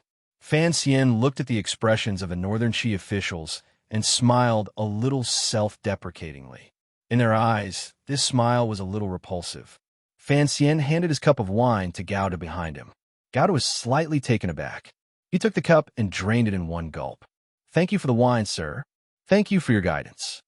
He didn't know what guidance Fan Xian had given him. Fan Xian smiled. It should be to thank the Empress Dowager for bestowing. Before he could finish, he realized that the hall had suddenly fallen silent, including the officials and eunuchs outside the hall. Because Lang Tiao had spoken. Lang Tiao smiled at Fan Xian. "Sir Fan's little tricks truly live up to their reputation. I didn't expect even your bodyguard to understand them." Having said this, he stood up and gently took off his outer robe, handing it to a palace maid behind him, revealing the two curved sabers at his waist. The hall buzzed. Sir Lang Tiao was about to appear. Lang Tiao was the first disciple of the imperial advisor and the emperor's martial teacher. The officials in Beijing had not seen him in action for many years. Who would have thought that he would make an exception for the people of Qing today? The officials turned their burning gazes to Lang Tiao, but because of his special status, they didn't dare say anything. Before Lang Tiao had walked out, Fan Xian had already laughed and waved his hand. "I'm no match for you." Earlier, he had directly said that Cheng Puju was no match for him. Now, he admitted that he was no match for him. In the ears of the Northern Qi people, he seemed somewhat open and above-board. Lang Tiao smiled. "Whether or not I'm a match, we'll only know after we fight." Fan Xian's heart trembled. He knew that if he really did fight with this ace, first, if he didn't use his hidden crossbow, poison needles, and aphrodisiac powder, then he wouldn't be able to last more than 3 rounds. Second, if Lang Tiao really did confirm that he was the man at the edge of the cliff, given Ku He's endless concealment of the temple, he would probably be hunted down. His brows furrowed tightly, but he knew that Lang Tiao had given the Qing people enough face by personally challenging them. He could not let Gao Da fight again. Just as his heart was gradually hardening and he was about to act, he heard a voice. "Senior brother, let me do it." Fan Xian was happy. Very happy. The people of Northern Qi were also happy, and those watching were even happier. Haidang slowly walked out from behind the Empress Dowager and bowed slightly to Lang Tiao. "Elder brother, let me do it." Seeing that it was her, Lang Tiao's expression softened. That's fine, of course, but you have to be careful of Sir Fan's methods. Haitang bowed to the Empress Dowager and the Emperor, but didn't say anything.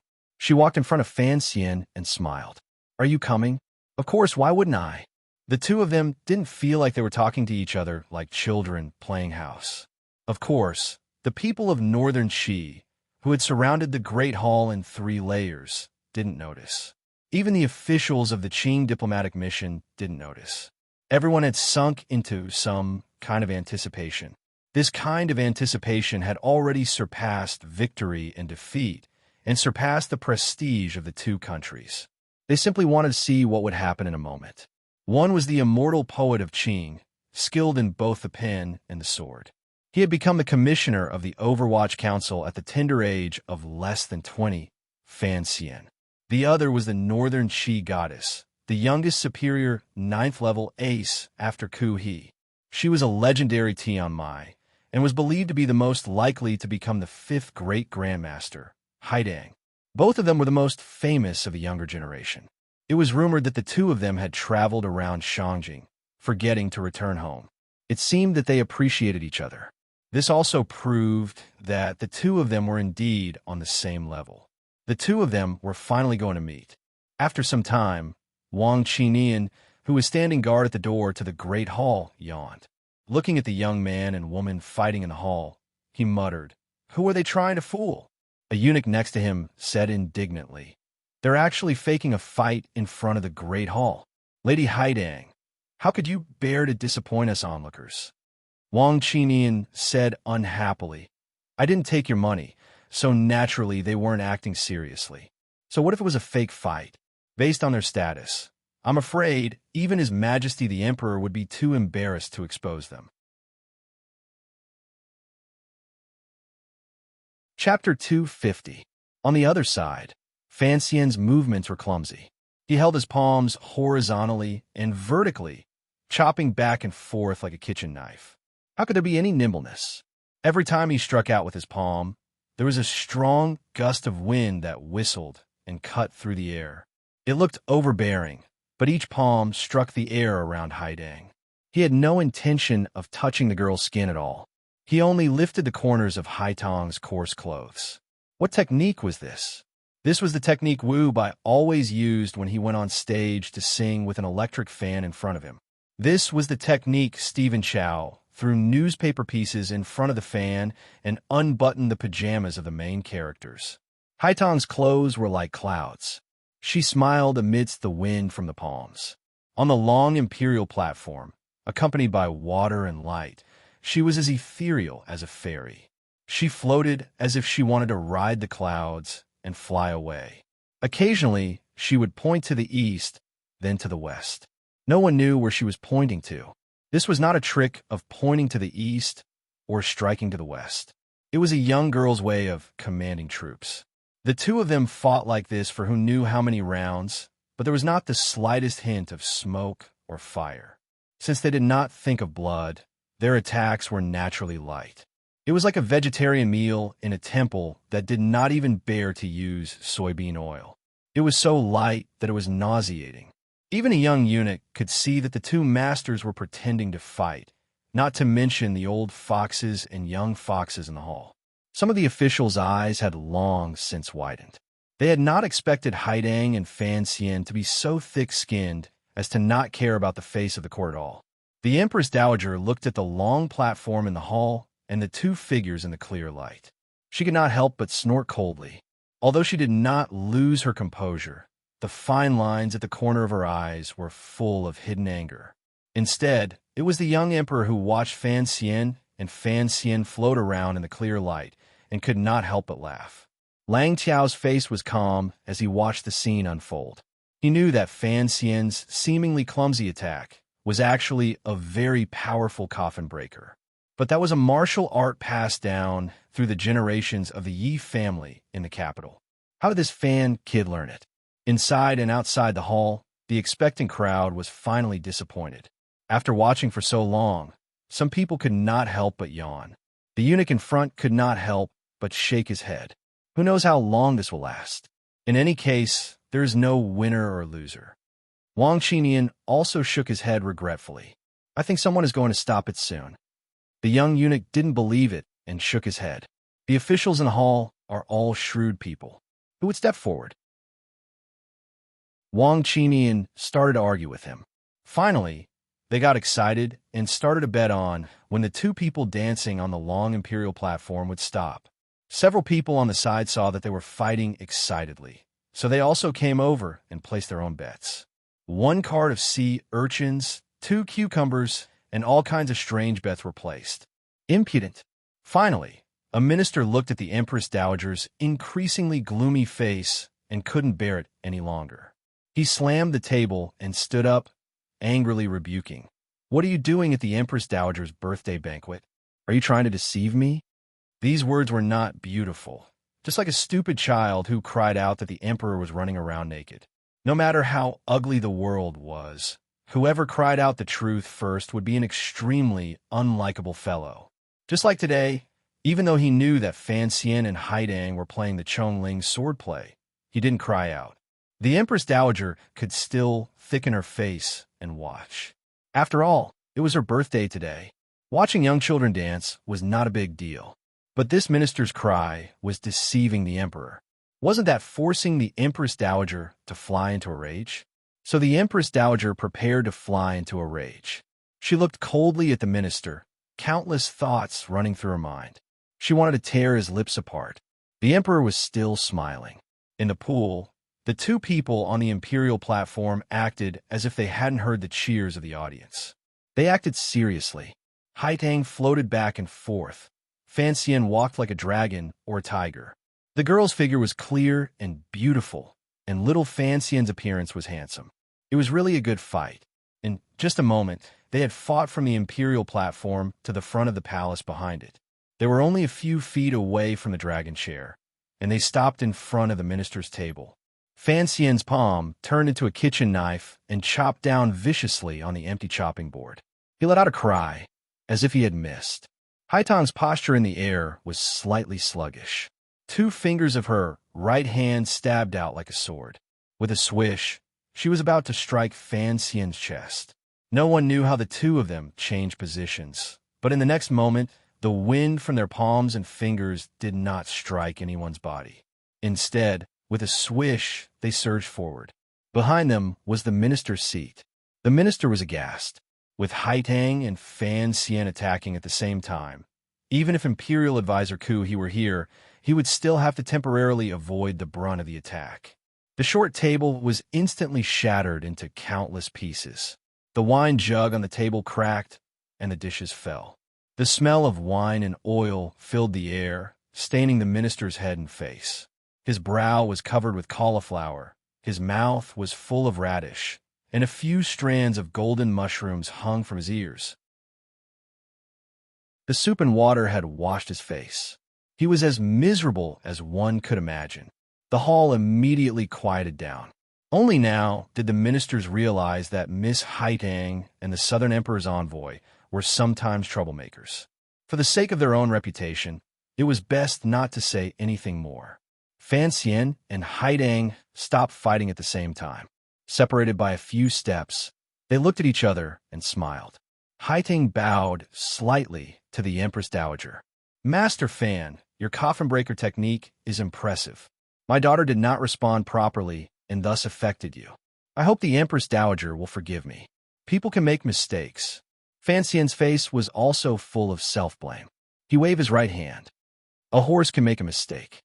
The Empress Dowager loved Haitang dearly and did not want to blame her. Besides, today was her birthday banquet, and making a scene to liven up the atmosphere was not bad. It was a pity that the Southern envoy had not suffered. But seeing Fan Xian's self-deprecating words, the Empress Dowager could not help but smile faintly. The Emperor also laughed strangely, and the ministers also laughed awkwardly. Only the true masters of the martial way knew that the seemingly joking fight actually contained some of the thoughts of the two young masters. The coffin breaker seemed crude, but it was actually stern. Haitang's finger sword seemed gentle, but it was actually fierce. The long dance on the imperial platform was also a kind of competition. But in the end, it seemed that Fan Xian had still lost. Now that the fake fight was over, The clear light from the roof still shrouded the secluded hall. Fan Xian and Haitang stood in the clear light. Their faces looked incomparably gentle in the light. The half-moon lantern that had fallen from the roof of the hall was reflected in the pool. This competition could be said to be a true laughing contest. The bright river and the moon shamed the palace. Night gradually enveloped the depths of the palace. The half-moon slowly climbed up from behind the green mountain behind the palace, spilling its warm and faint light into the northern Qi Palace. The long black eaves and the gray and white palace walls reflected a beautiful figure at the beginning of the night. The ministers in front of the main hall were retreating out of the palace. Many guards could be seen around the palace, and there were also eunuchs waiting on the road. The speed at which the courtiers retreated was extremely fast. In a short while, the imperial palace regained its tranquility. There were no longer any miscellaneous people on the empty square. It only took the time it took to burn a stick of incense to turn from bustling to extremely quiet. After the banquet ended, the Empress Dowager rubbed her temples and returned to her bedroom. Fan Xian was left behind by the Emperor of Northern Qi, waiting in Huaying Palace. The palace was incomparably quiet. The faint scent of incense wafted into his nose. Fan Xian sat with his eyes closed. The Emperor of Northern Qi should be in the Empress Dowager's palace, fulfilling his filial duties. He didn't know why he was waiting here. The palace maids brought him tea and fruit. Fan Xian smiled and thanked them one by one. He found that the palace maids were all very charming, especially the slight shyness in their eyes, which made his heart flutter. But when he thought of the young emperor leaving him in the palace, and how the emperor seemed to have some problems in certain areas, Fan Xian's heart trembled. His Majesty has something he needs your help with, Master Fan. The other girl, who was looking down, seemed to have guessed his fear and said calmly. The one who spoke was Haidang. Fan Xian was staying in the palace as a guest, so she had to be half a host. The girl thought of the scene in the hall earlier and felt a little dazed and amused. Why was it that when she was with Fan Xian, she always seemed more presumptuous than usual? Fan Xian smiled and didn't explain. A eunuch shouted something from outside the palace. A series of hurried footsteps approached Huaying Palace. Fan Xian thought, why the rush? What does this young emperor want me to do for him? He is the emperor of the 9 and 5. Apart from unifying the world, there is nothing he can't do. While Fan Xian was full of questions, the young emperor had already stepped into Huaying Palace. With a wave of his hand, he stopped Fan Xian and Haitang from paying their respects. With his right hand, he took off his outer robe and threw it to a young eunuch who followed behind him. Only the thin yellow robe was left, and he looked very spirited. Then, the emperor sat down on the couch. With a push of his feet, a eunuch carefully took off his boots, revealing his feet, which were only wrapped in thin socks.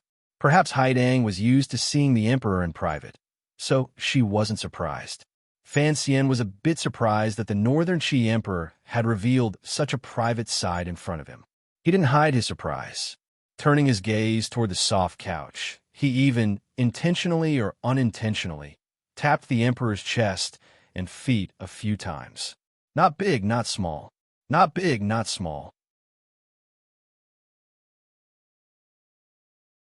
Chapter 251. Mother likes peace and quiet. The young emperor leaned back on the couch and took a sip of the swallow's nest that a eunuch had brought him. He frowned and waved his hand for all the palace maids and eunuchs to leave. The palace hall immediately quieted down. Fan Xian bowed slightly. "What are your orders, Your Majesty?" Seeing how cautious the southern envoy was, the emperor of Northern Qi smiled. "Minister Fan," he said, "you will be leaving for home the day after tomorrow. Make sure you take good care of the first princess." Fan Xian was startled. Only now did he realize that he had not been paying attention to this important matter. Welcoming the first princess back home to be married was an important matter. There could be no mistakes on the journey. These days, he had long learned from Yin Bingyun that this great princess of Northern Qi had been raised deep in the palace.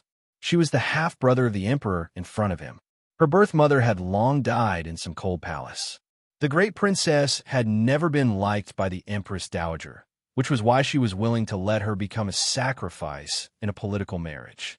He didn't know why the emperor had suddenly mentioned the first princess. Logically speaking, the emperor should not have had much of a relationship with that sister. But seeing the faint worry on the emperor's face, Fan Xian knew that he had guessed wrong. As expected, the emperor sighed. The first princess has never left the palace. Now that she is married off to the south, even though I am the son of heaven, I cannot protect her. Fan Xian said sincerely, "Do not worry, your majesty. The great prince is a hero of our kingdom and is most respected by the people. The great princess and the great prince will certainly live in harmony in the future, and they will grow old together. All the officials in the court will treat the princess with respect and will not dare to slight her." The emperor laughed coldly. "What use is that?" He suddenly stared into Fan Xian's eyes. "Minister Fan, I see you as a friend. I hope that while you are in Nanjing, you will give the first princess some advice. You must ensure that she lives a happy life." Fan Xian was shocked again. He had only met the emperor 4 times. How could he dare be a friend of the Son of Heaven? Seeming to guess what he was thinking, the emperor smiled and said, "Minister Fan, when we first met, I said that I liked your poems and often recited them. Those words were as if you were speaking. Since I have spoken to you for a year, it is not surprising that I regard you as my friend." At this moment, Fan Xian was truly overwhelmed by the favor and ashamed. Just as he was about to kowtow, to thank the emperor and cry out in fear, he heard the Northern Qi Emperor's light voice ring out. There was a glimmer of anger in the voice. "But Minister Fan seems to be distancing himself from me. Not to mention the fact that he refuses to come into the palace to talk to me." The Northern Qi Emperor suddenly looked into his eyes. "Even if there are many things you still hide from me." Fan Xian was worried.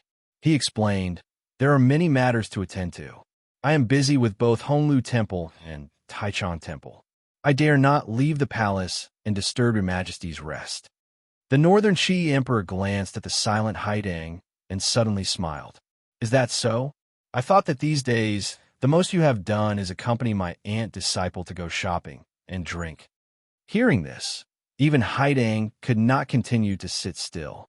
With a trace of unease, she replied, Duo often asks Sir Fan for guidance on the way of the heavens, and has benefited greatly." His Majesty shook his head and looked at Fan Xian. "Then how long do you intend to keep that matter hidden, Minister Fan?" A drop of cold sweat emerged from Fan Xian's hair, but it refused to slide off his forehead or reveal the fear in his heart. It only remained in his long, black hair. Fan Xian's first thought was, had Sea Lily's matter been exposed? If that was the case, then even if the emperor in front of him did not like women, the Son of Heaven's desire to monopolize power would not allow him to leave Northern Qi alive. Out of the corner of his eye, he saw that Haitang's calm face was calm, without a trace of fear or unease. He felt a little more at ease.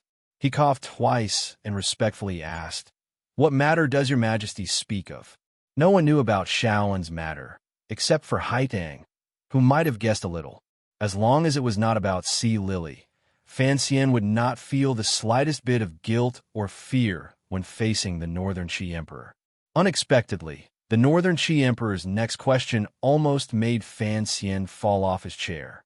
Tonight's conversation in the palace was one of shock after another. "I have come to ask you, how is your sister Lin?" The Northern Qi Emperor looked at Fan Xian coldly. It was like a bolt of lightning had struck deep into the palace, like a girl crying out in the middle of a thunderstorm. Fan Xian was dumbstruck, his body stiff. For a moment, he did not know how to answer. How could this emperor know that Wan was his cousin? That was to say, he knew his true identity. That was impossible. That was impossible. There were no more than 5 people in the world who knew of his true identity, and those 5 people could not have leaked this shocking secret. But the problem was, the Northern Qi Emperor was the Son of Heaven, and had countless capable subordinates. Could it be that he had discovered this matter from some traces and yellow papers? Otherwise, why would he suddenly ask about his own wife, his sister Lin? The Northern Qi Emperor looked at him coldly. Seeing his panicked expression, he suddenly slapped the armrest of the soft couch and scolded, "Speak! Speak, my ass. Fan Xian's expression was mostly faked, but he still maintained a strong calm inside. His left pinky slightly crooked, but he suddenly remembered that because he was afraid that Haitang would find out about his connection to the incident at the cliff, he had not brought the black dagger on his left leg these days. Fight? He could not beat Haitang. Escape? If Northern Qi revealed his identity, wouldn't the Crown Prince, the Great Prince, and the Second Prince immediately become a pack of hungry tigers? And those women deep in the palace, Fan Xian coughed, and a smile reappeared on his face. Since the Emperor had said it in front of him, naturally, he was prepared to threaten him. So he prepared to play dumb and listen to the Emperor's conditions first. Your Majesty, what are you talking about? The Northern Qi Emperor stood up, stepping on the soft boots. He couldn't be bothered to put them back on. Just like this, he walked directly toward Fan Xian. The expression on his face gradually brightened. From the slight anger earlier, it turned into a faint smile. In that smile, there was a hidden sense of excitement and anticipation. Seeing this expression, Fan Xian was startled. He was even more certain that this little brother of the Emperor was a little pervert. A pair of hands grasped Fan Xian's shoulders, and the Northern Qi Emperor somewhat lost his composure as he shook Fan Xian's shoulders. His eyebrows danced, and he laughed brightly. Minister Fan, oh Minister Fan, you have kept me in the dark. You have kept everyone in the world in the dark. Fan Xian had long since given up on the idea of forcing the Northern Qi Emperor to flee to the ends of the world. He looked somewhat stupidly at the face that was so close to him, and found that the Emperor was quite good-looking. The Emperor bathed every day, and his breath was quite fresh. Haitang looked at the Emperor's fervent expression and at Fan Xian's stupidity, and could not help but laugh. Grandmaster Chao. The Northern Qi Emperor shook him again, making Fan Xian dizzy. Grandmaster Chao, quick, tell me, did Sister Lin end up with Baoyu? He finally understood what was going on.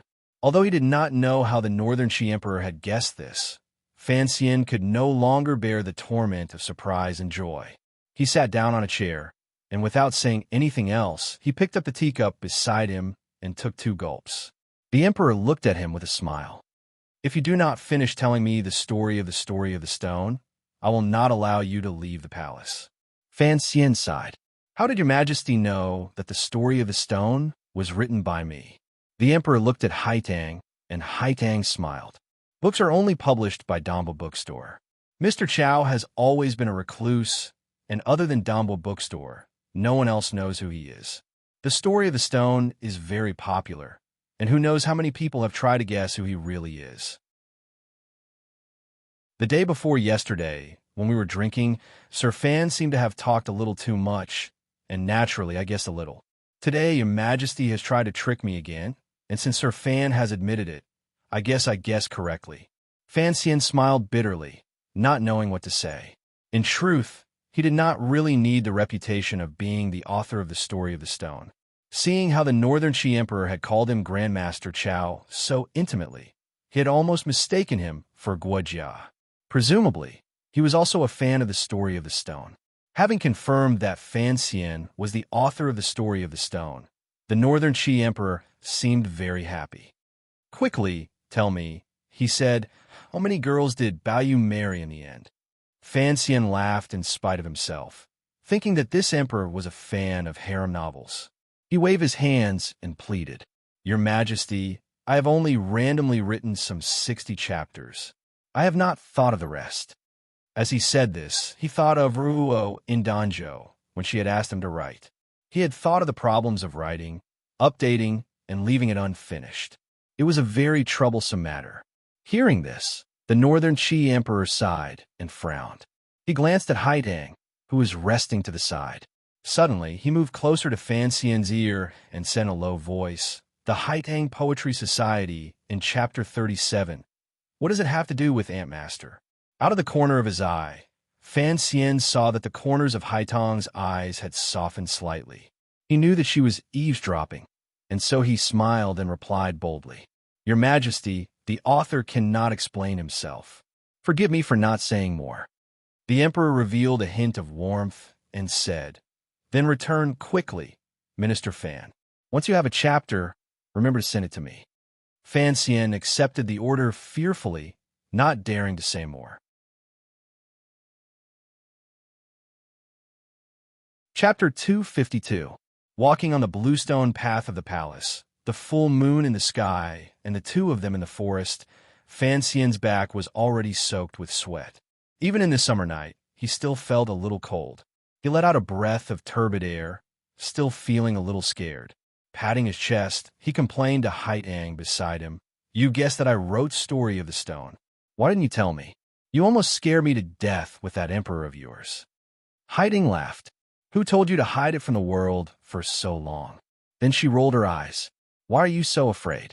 If it wasn't for your identity as Grandmaster Chao, then what were you afraid of His Majesty saying? Fan Xian didn't even think about it. He smiled gently. What do you think? The corners of Haitang's mouth curled up slightly.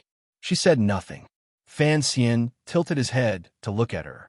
He saw that her long eyelashes were tinged with a layer of silver, giving her a kind of pure beauty. Her eyes, the most outstanding feature of her face, were especially bright in the night. The silver moonlight really did have a kind of magic. That kind of haziness seemed to be able to turn any ordinary woman into a worldly fairy. Fan Xian didn't feel anything. He just put his hands behind his back and slowly walked forward. You tricked me this time. I'm not seeking revenge. You should know why. You want me to help you with something. Haitang smiled. Although I don't know what it is, I think it has something to do with the South. That's why you need an outsider like me to help you. That's right. You and I are actually both hypocrites. Fan Xian's lips curled into a strange, self-deprecating smile. So when we talk, it seems we could be a little more direct. What I need you to help me with may or may not happen. In any case, when the time comes, I will send someone to inform you. Haitang looked at him and suddenly said, I hear that you love the illegitimate daughter of the Prime Minister very much. That's why you haven't even taken in the head servant, that grandmother in Danzhou. I don't like you probing into my family matters. Fan Xian turned his head and said seriously, this topic ends here. Haitang smiled and nodded. Actually, I'm just curious. What kind of person would feel comfortable when they see women and uncomfortable when they see men? They would think that unmarried women are pearls and married women are fish eyeballs. They would think that women are made of water and men are made of mud. They would think that women are precious and men are lowly. After a long string of words, Haitang stared into Fan Xian's serene eyes and said softly, I am very curious. In this world, men are respected. Why does Master Fan have such views? Fan Xian smiled and did not reply. Haitang suddenly curtsied and said seriously, on behalf of all the women in the world, Duo thanks Master Fan for establishing a legacy for the boudoir and fighting for women's rights. Fan Xian was silent for a moment. He suddenly opened his mouth and said, I am different from most people in this world. After leaving the palace, Haitang was surprised to find that the Grand Tutor was still standing guard outside the palace. Fan Xian's expression did not change when he saw His Majesty's teacher. Presumably, he had already known about it. Haitang bowed to the Grand Tutor and then turned to Fan Xian. I will see you off the day after tomorrow. Fan Xian understood the hidden meaning in her words. He nodded and got into the Grand Tutor's carriage. Watching the three carriages gradually disappear into the night of Shangjing, Haitang's bright eyes suddenly became unfocused. She thought about the last words of that handsome young official from the South. Different? In the eyes of the world, Fan Xian was naturally different, but she did not know how he thought he was different. The carriages stopped outside a quiet courtyard. The imperial soldiers responsible for the diplomatic mission's safety finally learned that the great scholar of southern Qi, Fan Xian, had made his last visit in northern Qi. He had come to see this master. Thinking of the poem duel that had been rumored all over the world, they could not help but feel uneasy. They did not know what Fan Xian was thinking, but in this courtyard filled with books, they naturally quieted down. The tiger guards in the first carriage got out. Their eyes were fierce, and they guarded a few key points. Fan Xian and the Grand Tutor of Northern Qi walked down from the carriage hand in hand. Although their attitude was not necessarily friendly, It did not seem to be hostile either. Everyone felt a little more at ease. They saw the Grand Tutor, who had always been upright and outspoken, quietly say something to Fan Xian, and the two of them pushed open the door and entered.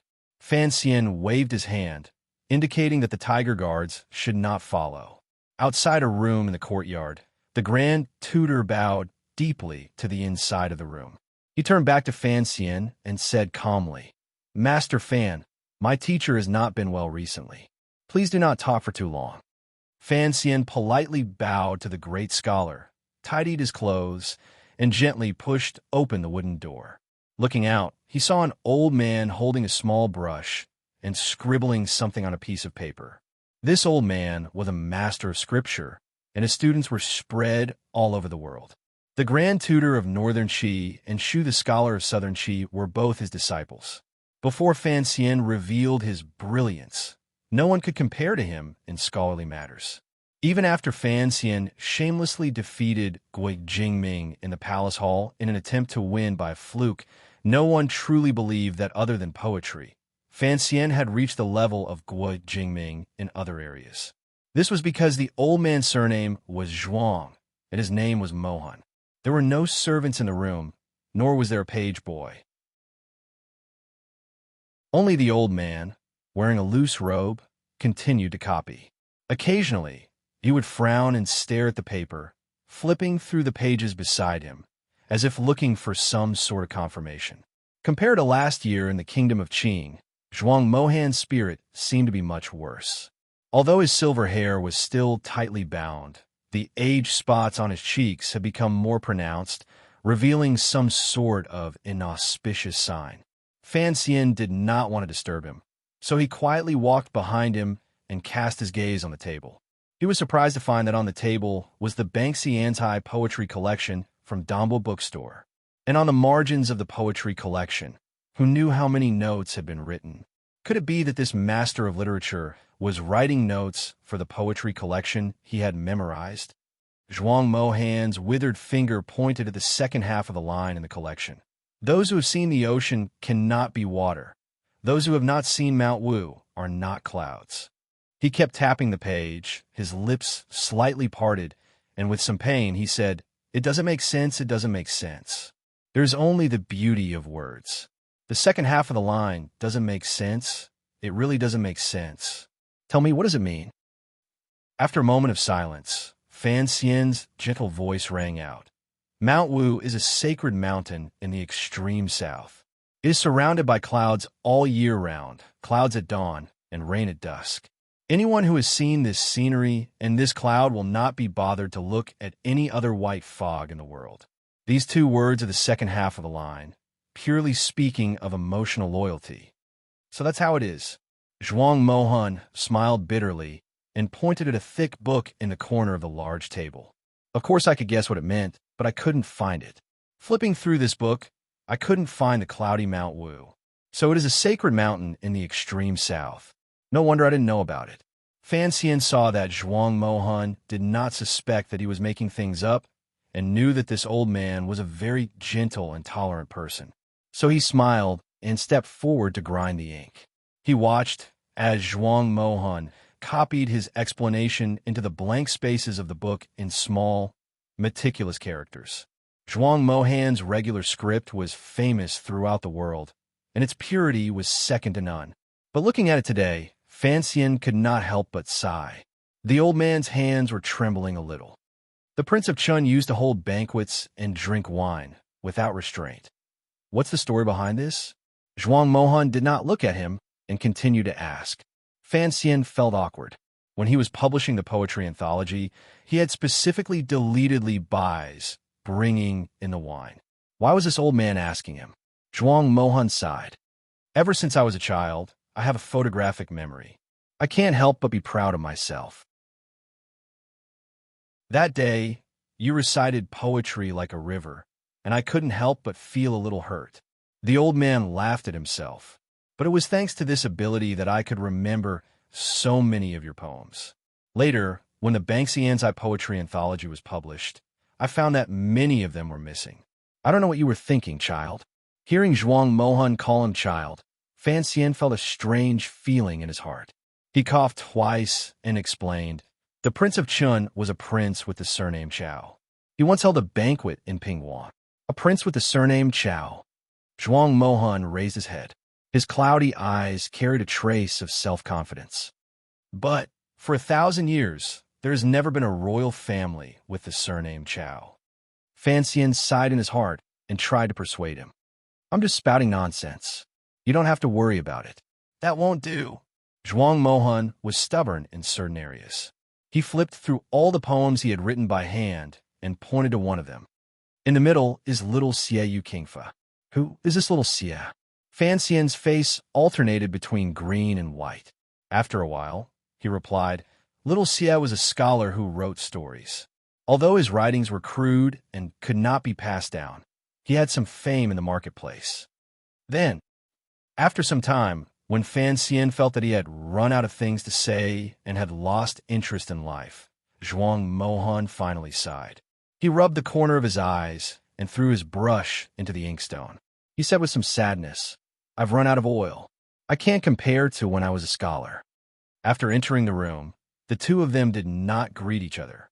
They threw themselves into this somewhat absurd task until now. Fan Xian rolled up his sleeves and bowed politely. Greetings, Master Zhuang. I don't know why you summoned me here. The room became quiet. After a long time, Zhuang Mohan suddenly trembled, and with great difficulty, he bowed deeply to Fan Xian. Fan Xian was so shocked that he forgot to help him up. What kind of person was this old man? He was the Grand Master of the Emperor of Northern Qi. Why would he come to pay his respects? Zhuang Mohan had already straightened up. His wrinkled face was full of smiles. It's been a year since we met last year in the Kingdom of Qing. I've always been virtuous. Last year, I framed Master Fan in the Kingdom of Qing, and I've felt uneasy ever since. I've asked you to come here today to make amends. Fan Xian was silent. Of course, he knew that Zhuang Mohan had accepted the eldest princess's request. He had given up decades of face and traveled thousands of miles to the south to be a villain. It was all for the sake of Shaoan's release. This was brotherly love, what Fan Xian lacked the most. Shaoan is dead. Fan Xian looked at the old man in front of him, who had suddenly become much thinner in the past year. His thin lips parted slightly, and these 4 words came out. Zhuang Mohan looked at him with a smile, but said nothing. Fan Xian also smiled, knowing that he was being unnecessary. After all, Zhuang Mohan was an old Taoist who had been in the world for decades. He had deep roots in the kingdom of Northern Qi. How could he not know of this major event? Everyone has to die. Zhuang Mohan's words seemed to be for himself to hear, but also seemed to be for Fan Xian to hear. So if you live, you must live well. The way my brother has lived is meaningless. He killed countless people, and in the end, he ended up like this. Fan Xian didn't quite agree with this saying. In this world, murder and arson are golden belts. Repairing bridges and paving roads leaves no corpses. Zhuang Mohan shook his head. Don't be that kind of person. It wasn't that he couldn't, but that he didn't want to. If any outsider were to stand in this room and hear the conversation between Zhuang Mohan and Fan Xian and see their natural and unpretentious expressions, they would feel a little strange. The difference in life experience between these two people was too great, and the only time they had met was because of a conspiracy. Yet these two people could use the most direct words to express their attitudes. Perhaps this was the so-called power of books. Why not? There was a chill between Fan Xian's brows. I'm very confident. Zhuang Mohan suddenly laughed, but there was a deep sadness hidden in his smile. I'm confident that I'm much happier than my brother. Fan Xian stared into his eyes. But you should know that if it weren't for Shaoan, perhaps you would never have obtained the position you have today. Zhuang Mohan stared back at him. But you still don't know. When death gradually approaches, you will realize that power, status, and wealth are all just fleeting clouds. Fan Xian replied calmly and stubbornly, No, when death comes, perhaps you will regret this life. You haven't experienced anything. You haven't enjoyed anything. You only already have something in this life that normal people will never be able to have. That is why when Hua Lao passed away, you had some thoughts. Zhuang Mohan shook his head helplessly. You are still young. You have never smelled the deepening smell of death around you day after day. How would you know what you will think when the time comes? I know, Fan Xian repeated somewhat mechanically. Believe me, I know that feeling.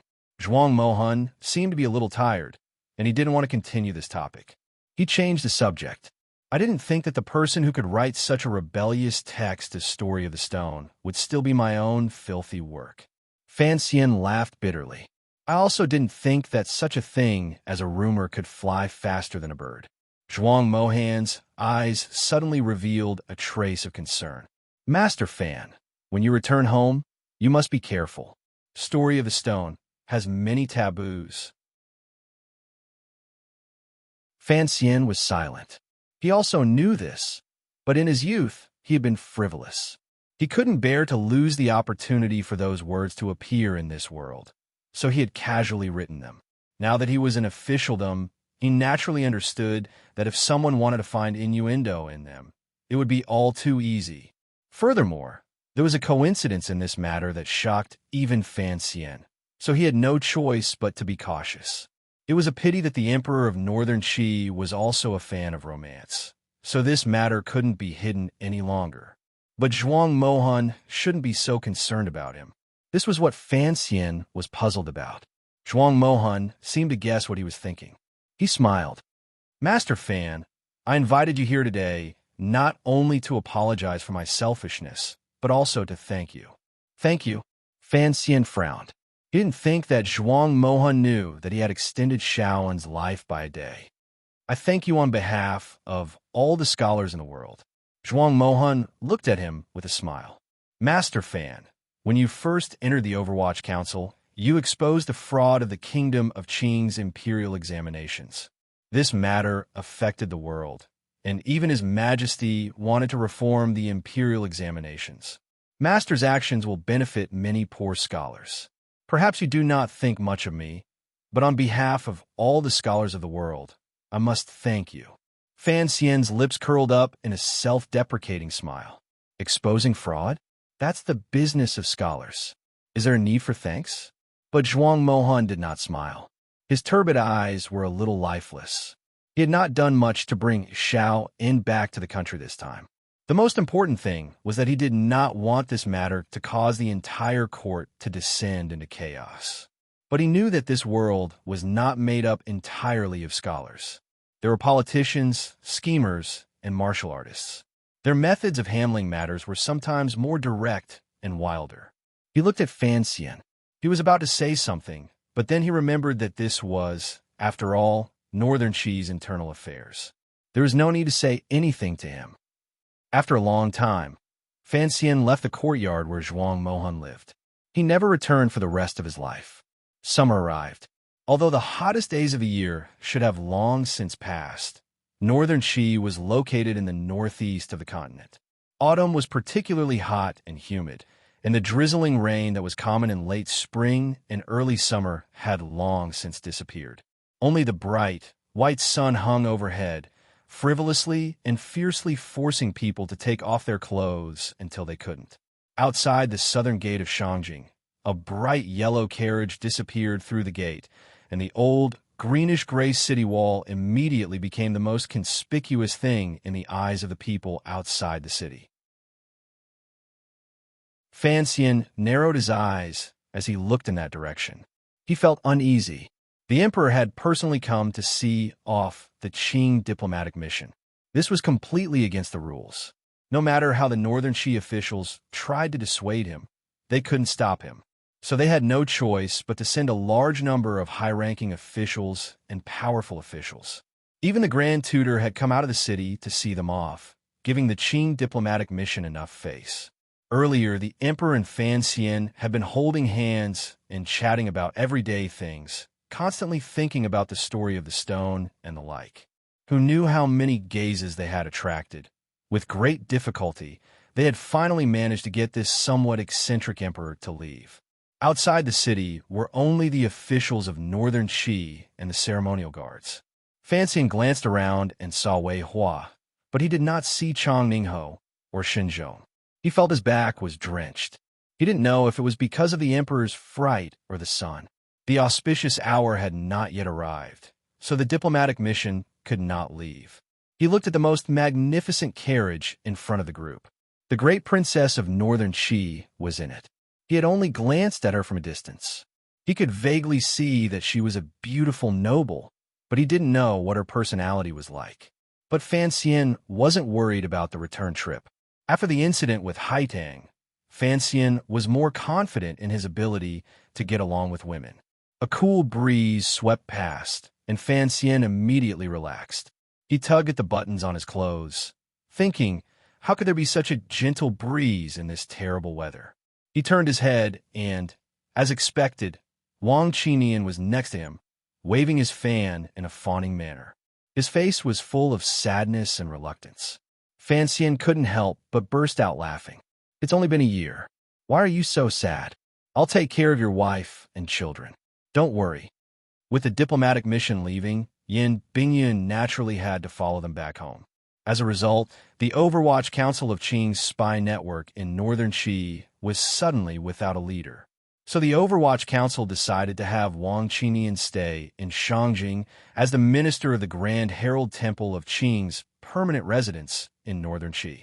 He would temporarily take charge of matters in the north, and in half a year, the council would secretly send officials to take over.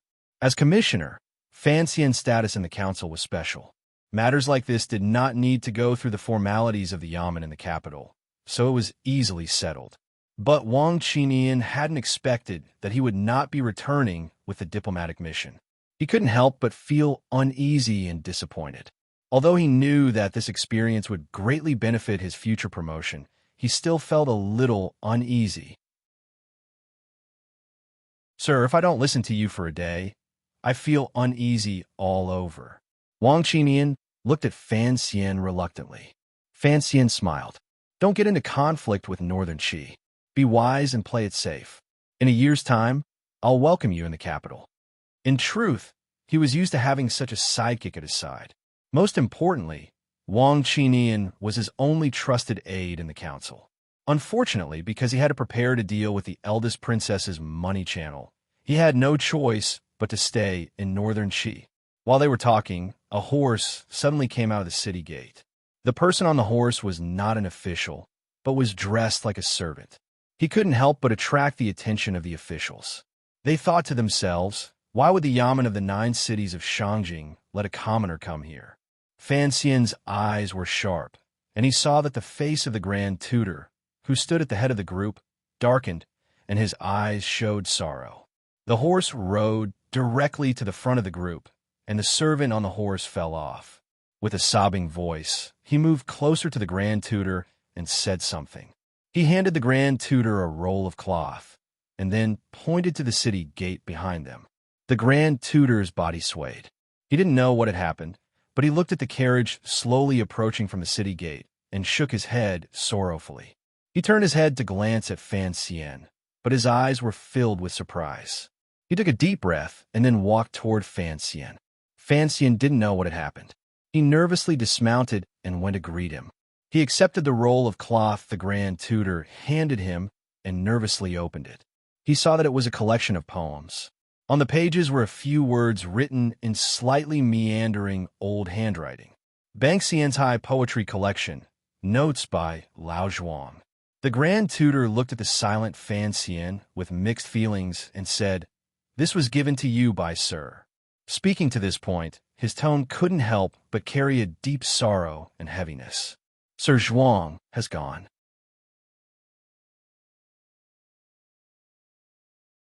Chapter 253.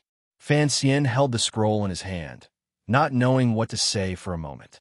He had not expected his meeting with Zhuang Mohan the night before to be his last. That night, he had discovered that Zhuang Mohan was not as energetic as he had been the previous year, but he had not expected the leader of the literary world to so abruptly bid farewell to the world. Zhuang Mohan's last words were to hand over this book, the result of his last work, to Fan Xian. The meaning hidden within was not simple. At this time, The officials were seeing Fan Xian off outside. Shanjing gradually learned of this shocking news. A sense of grief began to fill the air, and more northern Qi officials turned their gazes to Fan Xian. Their gazes were vigilant, resentful, and suspicious. Fan Xian understood what the northern Qi people were thinking. Zhuang Mohan's only stain in his life was his own. But now that he was gone, Fan Xian felt a little sad, and he subconsciously filtered out all the complicated gazes. As he was thinking, the carriage at the city gate finally arrived. Under the gazes of the officials, it came to the back of the diplomatic mission's convoy. The wood of the carriage was slightly deformed, and it creaked noisily. One could imagine that the carriage must have been carrying something very heavy. The servant who had come to deliver the news led Fan Xian to the carriage. In a trembling voice, he said, "Master Fan, the old master has ordered that you take this carriage back to the south and preserve it well." The crowd had not yet recovered from the shock of Zhuang Mohan's death. Seeing this scene, they could not help but feel sad. They could not help but be curious as to what Zhuang Mohan had wanted to give Fan Xian before he died. The sun was glaring. Fan Xian squinted and lifted the thick curtain of the carriage, but he could not help but be dazzled by the contents inside. Inside the books were beauties, inside the books were houses of gold, and inside the books were grains of millet. Although there were no beauties or jewels in the carriage, Fan Xian was still surprised and moved. It was an entire carriage full of books, presumably Zhuang Mohan's life's collection. Given the old man's status, he did not need to flip through the books to guess that they were rare and unique. The servant respectfully handed over a booklet and said, "Master Fan, this is the list of books compiled by the master himself. Behind it are the precautions for preserving books." Fan Xian sighed and put down the curtain. He picked up the book and read it carefully. Although printing had made great progress, printing books was still a very impressive thing, not to mention an entire carriage. Thinking of the old man's act of gifting a book to him, he couldn't help but feel touched. At this moment, he heard the servant say sorrowfully, "Master gifted a book to you. Please take good care of it." Fan Xian knew that this family member had said this on his own initiative, but he still raised his hands and bowed sincerely. Solemnly, he said, "Brother, please do not worry. Even if I die, these books will continue to be passed down in this world." By now, the Northern Qi officials had gathered around. They could clearly see that the carriage was piled with books. These officials had all come from the imperial examinations, so how could they not know the value of this carriage full of books? None of them had expected that Master Zhuang, on his deathbed, would give these precious books, which he had spent his entire life studying, to the officials of the Southern Court. They could not help but feel shocked and a little jealous. The Grand Tutor, however, understood his master's intentions and could not help but sigh. Gifting the books was only an act. Zhuang Mohan used this action to show his attitude. This was not just a simple gift, but a symbolic inheritance. No matter how proud the civil officials of Northern Qi were, from now on, they could no longer ignore Fan Xian's existence. And Fan Xian's position in the hearts of the world's scholars had finally been acknowledged in a certain ceremony. Fan Xian turned his head to look at the Grand Tutor and said sincerely, "It is only right that I return to the city to pay my respects. Only then will I be at ease." The Grand Tutor could not hide the sorrow in his eyes. Right now, all he wanted was to return to the city to pay his respects, and he did not have time to think about it. In addition, Fan Xian had taken the initiative to offer his respects, which comforted him, so he agreed. Unexpectedly, Wei Hua, the vice minister of the office of the Grand Herald, approached the two of them. He bowed and said in a deep voice, "The world mourns Master's passing. But Master Fan, the diplomatic mission's schedule has been set, and the ceremonial guards have been raised. We cannot return to the city." After a moment of silence, Fan Xian raised his eyes to look at the greenish-gray walls of Shanjing. It was as if he could see a faint purple light floating in the sky above. He tidied up his clothes and bowed deeply in the direction of the city. He bowed all the way to the ground, performing the etiquette of an outer sect disciple. The Grand Tutor was slightly surprised. He knew that Fan Xian's disciples' bow was enough to put an end to last year's storm, and that his act of respect had cemented Master Zhuang's monument. He felt a little comforted and returned the bow. The cannon sounded, but it was unclear whether it was a send-off or a call for the soul. Shredded paper flew everywhere, and the slightly pungent smell of smoke dissipated in a flash, like the impermanence of this world. The diplomatic mission's carriages moved slowly, following the road to the west. Behind the carriages, the officials of northern Qi watched as the southern carriages left, and as the heavy carriage carrying books followed them. They could not help but sigh in unison. Straightening their clothes, they went back to their manners to change, and hurried to Master Zhuang's manor. Presumably, the Empress Dowager and His Majesty had already arrived, and no one dared to tarry. The Grand Tutor and the scholars, who had been personally taught by Zhuang Mohan, were crying so hard they almost fainted. The group of carriages continued forward. When the majestic city walls of Shangjing gradually disappeared into the green mountains and dense forests, they arrived at the first relay station outside of Shangjing. According to the rules, a large group of people from the diplomatic corps returning home, and the bridal party had to settle here for the night before continuing on their journey the next day. Fan Xian slowly dismounted from his horse and walked forward. As he passed by the carriage carrying books, he could not help but turn his head to look at it, but he resisted the urge to get on. He walked up to the luxurious carriage, painted gold and painted red, and bowed.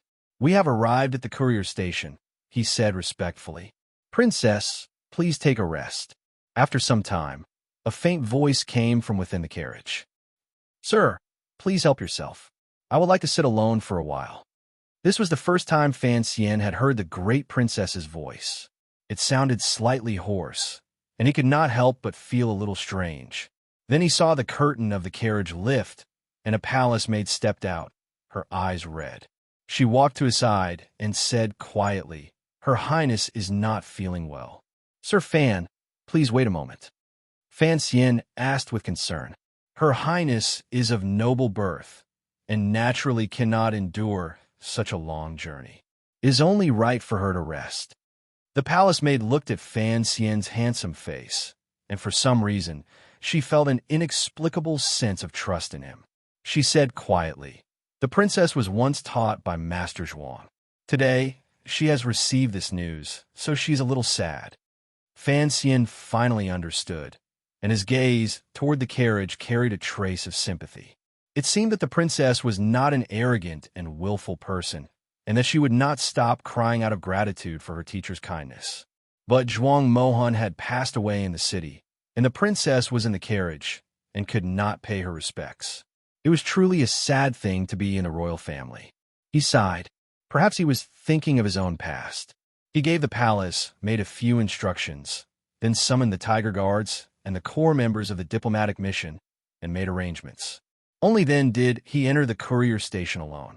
The courier station knew that the wedding procession and the diplomatic mission would be passing through, and so it had long since been cleaned up. All kinds of equipment were handled according to the rules of the palace. After a brief inspection, Fan Xian passed through the main room and quietly exited through the back door. His figure disappeared behind the tall beams behind the courier station. After a while, most of the people had entered the courier station, and the officials sent by the Ministry of Rites were very busy. Naturally, no one noticed where Fan Xian had gone. Outside the courier station, there were two carriages with no one alighted. One was the carriage of the eldest princess. Everyone knew that Her Highness was grieving, and naturally did not dare to disturb her. As for the officials of northern Qi, in the other carriage was the handsome demon outside, and they paid even less attention to him. Only the Tiger Guards and Overwatch Council officials that Fan Xian had specifically left behind guarded the two carriages vigilantly. A small corner of the curtain of the second carriage was lifted, and an incomparably pale and cold hand beckoned. The Overwatch Council official next to the carriage immediately walked over. He leaned against the corner of the curtain and asked in a low voice, "Sir Yin, what are your orders?" Through the corner of the curtain, Yin Bingyun's handsome but exceptionally cold face appeared. "Where did you go, sir?" he asked quietly. In the diplomatic mission, there was only one person whom he could call sir, Fan Xian. The Overwatch Council official looked at him and said in a low voice, "I do not know." Yin Bingyun frowned, as if there was something he could not say. After hesitating for a while, he finally said quietly, "Along the way, has there been a woman who likes to wear light blue clothes following the carriages? She likes to ride a big red horse." The Overwatch Council official shook his head. Yin Bingyun's face showed no expression. He put down the curtain and confirmed that Lady Shun had not risked coming to see him. His mood relaxed a little, but for some reason, after relaxing, he felt a little gloomy. Outside the sorghum field was a lonely pavilion. Next to the pavilion was an old road that had been abandoned for many years. A carriage was parked on the road, and two girls stood inside. A gust of wind blew past, rustling the sorghum field. Fan Xian walked out and slowly walked into the pavilion. His eyes were gentle as he looked at the incomparably plump girl. He said quietly, "Who would have thought that after entering Shangjing, the only time we could really talk would be when we were about to leave?" Si Lily bowed slightly to him. Her voice trembled slightly. "Greetings, sir." Fan Xian did not continue speaking. He only glanced at Haitang, who was standing to the side. Haitang smiled and put her hands in her pockets. The tip of her foot touched the cracked ground beneath the pavilion, and she floated away, leaving the pavilion to the strange couple. As soon as Haitang left the pavilion, the gentleness on Fan Xian's face disappeared without a trace. He looked at Si Lily seriously. "After entering the palace, you must be careful. The Empress Dowager is not a simple character. It will not be easy to hide from her." Si Lily looked at him, and a trace of tenderness gradually appeared in her eyes. She said softly, "You just want me to be careful. Nothing else?" Fan Xian smiled, but did not go forward to hug her frail shoulders. "Since you insist on staying in Northern Qi, why do you want to soften my heart now? Do you women find it fun to provoke us filthy things?" Si Lily smiled lightly. She did not look as weak as she had in front of Haidang. "Isn't that the case, sir? Although I insist on staying in Northern Qi, you spoke first. Are you afraid that I will ask you to take me back to the capital?" A trace of ridicule flashed in Fan Xian's eyes. "Perhaps you will one day become the mistress of the Northern Qi harem. Why bother hanging around with people like me?" Si Lily also laughed. "To have a place to stay in the palace is good enough. How could I dare hope for more?" Fan Xian shook his head and suddenly said, "Lily, you are different from other women in the world." Si Lily made an "oh" sound and then responded calmly. "Perhaps it is because I have traveled the world since I was young and have been to many places. Compared to those women who stay in their houses all day, embroider, and compose poems, I am a bit more presumptuous." Fan Xian was silent. He knew that what she said made sense. In today's world, ordinary women could only sit at home. Few had the experience Si Lily had and the freedom Haidang had.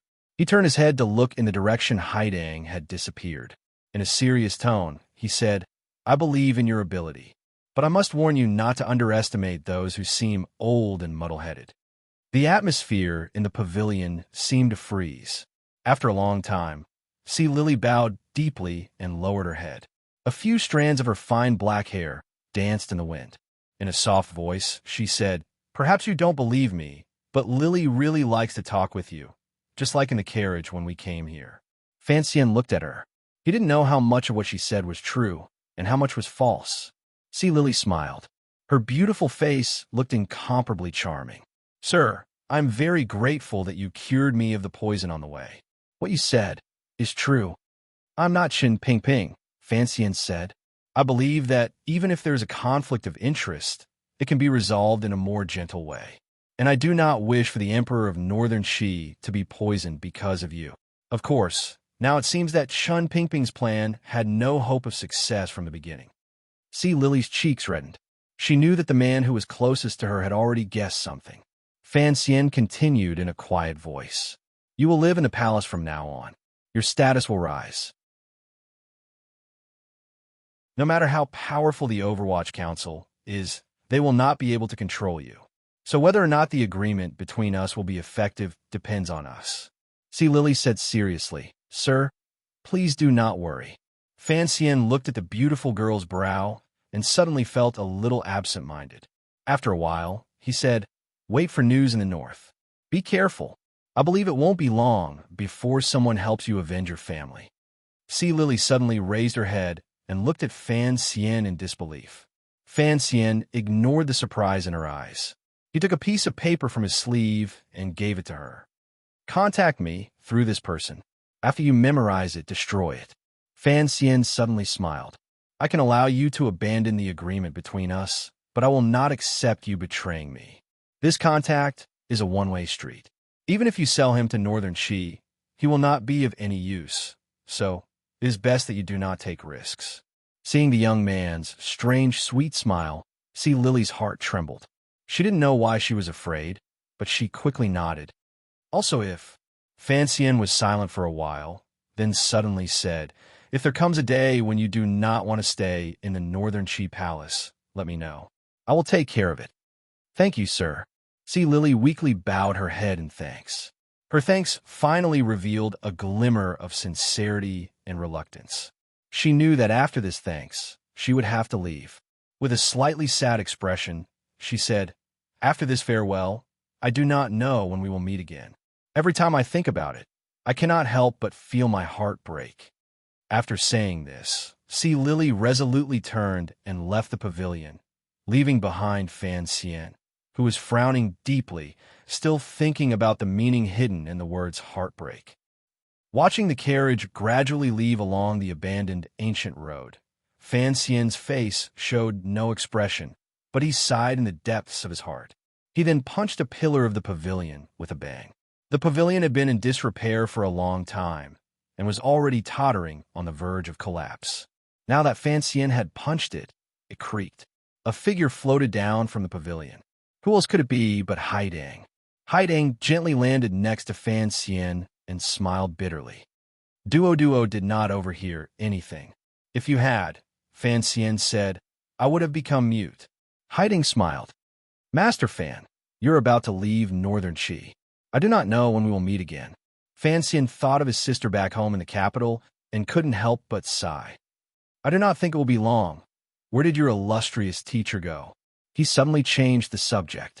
I came to Northern Qi, but I did not pay a visit to this great grandmaster. It is truly a pity.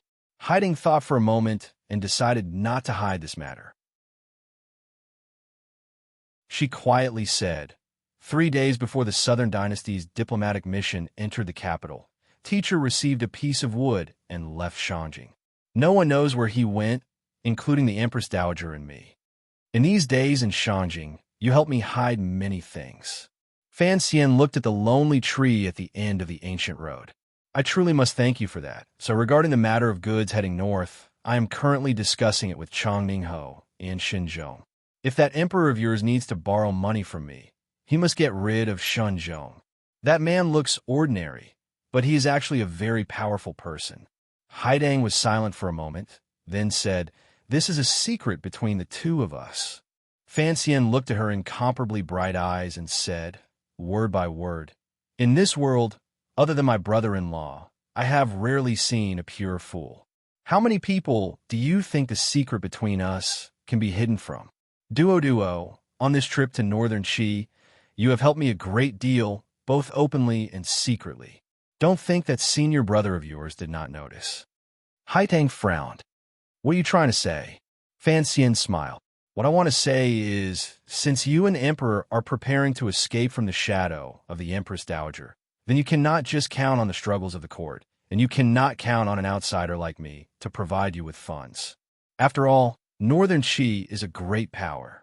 If you want to completely control it, it will take years. Haidang smiled. I think Master Fan might have misunderstood something. Oh, Fan Xian smiled. What are you worried about? Haidang seemed to be talking about a different topic. I am a good student who respects his teacher. Fan Xian suddenly said, Zhuang Mohan is dead. Zhuang Mohan had students all over the world and was revered by all. Aside from the incident last year, there was nothing to nitpick about his moral writings. Even Haidang greatly respected this old man, but she had been waiting for the diplomatic mission in the suburbs of the capital, so she did not know of his passing. Now that she heard the news, Her face revealed a trace of shock and sorrow, and she did not know what to say. For a moment, there was a sense of desolation in the pavilion. After a long time, it was Fan Xian who broke the silence. Shaoan is dead. Zhuang Mohan is dead. All the great figures of the past will gradually grow old and die. Even if you're a good student who respects his teacher, I think you should be prepared for that day. Haitang stared into his eyes. Master, you seem to be hinting at something. Fan Xian smiled. I can understand the strong desire of a young man to be the master of his own house. Haitang smiled, slightly dispelling the sadness she felt after hearing of Master Zhuang's death. Why is it that when so many heavy things come out of your mouth, they seem so much lighter? Why is it that when so many dark things come out of your mouth, they immediately become incomparably bright? Because the dark night gave us black eyes, and I want to use them to find the light. Haitang tilted her head slightly. I remember you saying that you want to use it, to roll your eyes at the world. The world. Fan Xian said, this world is theirs, and it is also ours. But in the end, it is ours. The thick clouds in the sky floated over, completely covering the sun. But the sun was too strong.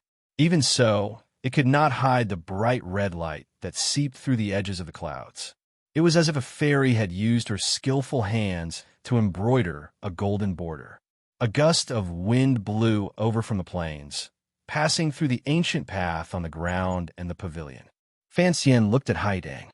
Duo, thank you for your help these past few days. Haitang finally took her hands out of the large pockets of her coarse clothes. Somewhat unnaturally, she curtsied like an ordinary girl. Master Fan is too polite. Below the pavilion, Fan Xian stepped forward and pulled her into his arms for a hug. For some reason, even with Haitang's extremely high level of cultivation, she was unable to avoid his hug. Letting go immediately, he revealed a sincere smile. To tell you the truth, if you and I could really become friends, I think it would be a very good thing. Haitang gently tidied up the black hair at the corner of her forehead. Her ordinary face did not show the slightest bit of embarrassment or unease because of the extremely intimate hug. Smiling, she said likewise. Haitang stood under the dilapidated pavilion beside the ancient path, watching Fan Xian's figure disappear into the distance. She could not help but tilt her head slightly, thinking back to her days in Shanjing. A trace of a smile rose to the corners of her lips. She thought to herself that this young master of the southern court was indeed an extremely interesting person with extremely keen eyes. Presumably, when he returned to the kingdom of Qing, there would be some very subtle changes in the south. She sighed, dispelling the grief that had arisen from Zhuang Mohan's passing. Only then did she remember that she had ultimately forgotten one thing. Did the Haitang Poetry Society and Story of the Stone have anything to do with her? She unconsciously reached out to tighten the floral scarf on her head, but found that she touched nothing but air. She immediately reacted, and could not help but feel a slight heat on her face. Only now did she realize that no matter how well she had hidden it, she had still been a little nervous during the hug. She had not even noticed that the little thief had stolen her floral scarf.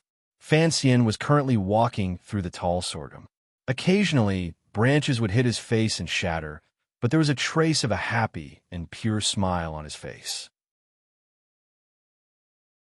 His trip to northern Qi had finally come to a relatively satisfactory conclusion, and after his rebirth, he had met some interesting people, such as Yin Bingyun, that block of ice, and Haitang, that seemingly tacky but actually delicate flower.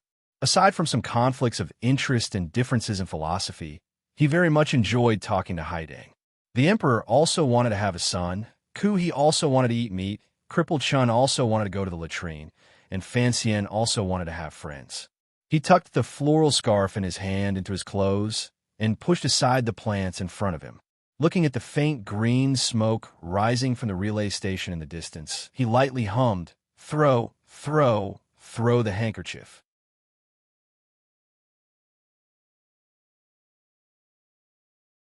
Chapter 254. The Fog of the North Sea chapter ended. I was actually a little nervous when I wrote it because it was a new situation, new characters, past stories, and current thoughts. The overall quality was passable. One of the most important topics in this chapter was metabolism. Northern Qi was the successor of Northern Wei, the center of the old era. Most of the outstanding characters of that time were in this country, and these people gradually grew old and died in these 99 chapters. Characters like the Emperor and Haitang, although still young, would eventually stand on the stage. I almost forgot to say that for me, the thing I was most proud of about this chapter was that it happened to end at the end of the 99 chapters exactly as planned. And for Fan Xian, he not only had to follow in the footsteps of his predecessors, he had to follow in the footsteps of his predecessors. He had to follow in the footsteps of Zhuang Mohan and stand in the footsteps of Shaolin. More importantly, after entering the cave, he had a clearer understanding of his predecessors and that predecessor's affairs, and he had to gradually break away from that omnipresent feeling of encirclement. Fan Xian could only be the Fan Xian who was disgusted. Of course, the so-called self-mastery did not mean that he would not inherit. He had to do something himself, to surpass something. That was too tiring, and I would not write it like that. Aside from the core ideology of the Year of Qingyu, the main objective was to make Fan Xian the most handsome second generation in all of the novels. One of my life fantasies was to suddenly inherit a distant relative's fortune, which was worth tens of billions of dollars. Did anyone not want that? Sigh. That could only mean that I was indeed very vulgar. As for what the core ideology was, I had originally planned to write the third book before concluding it, but I'll say it now. I planned to write 3 novels, and the first one was already finished. The Vermilion Bird Chronicles was about a bad life is better than a good death.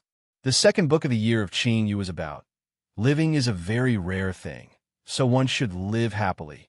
The third book was about how to live, a story about seeking life in the midst of death.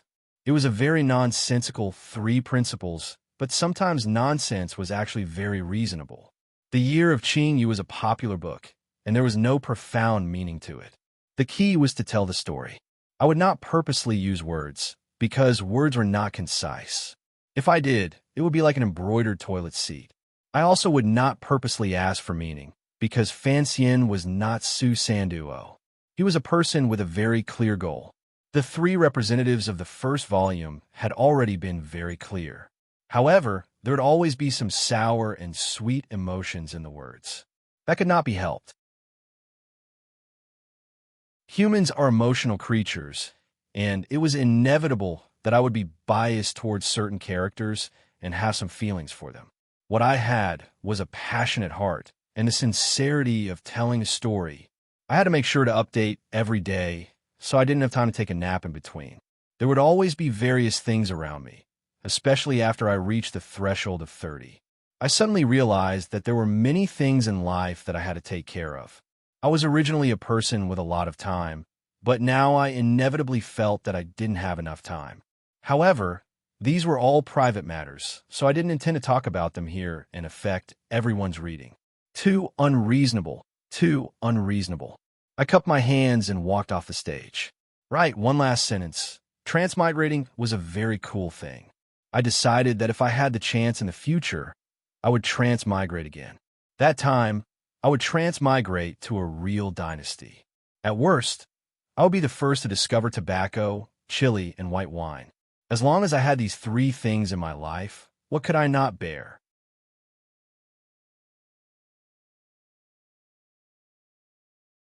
Chapter 255.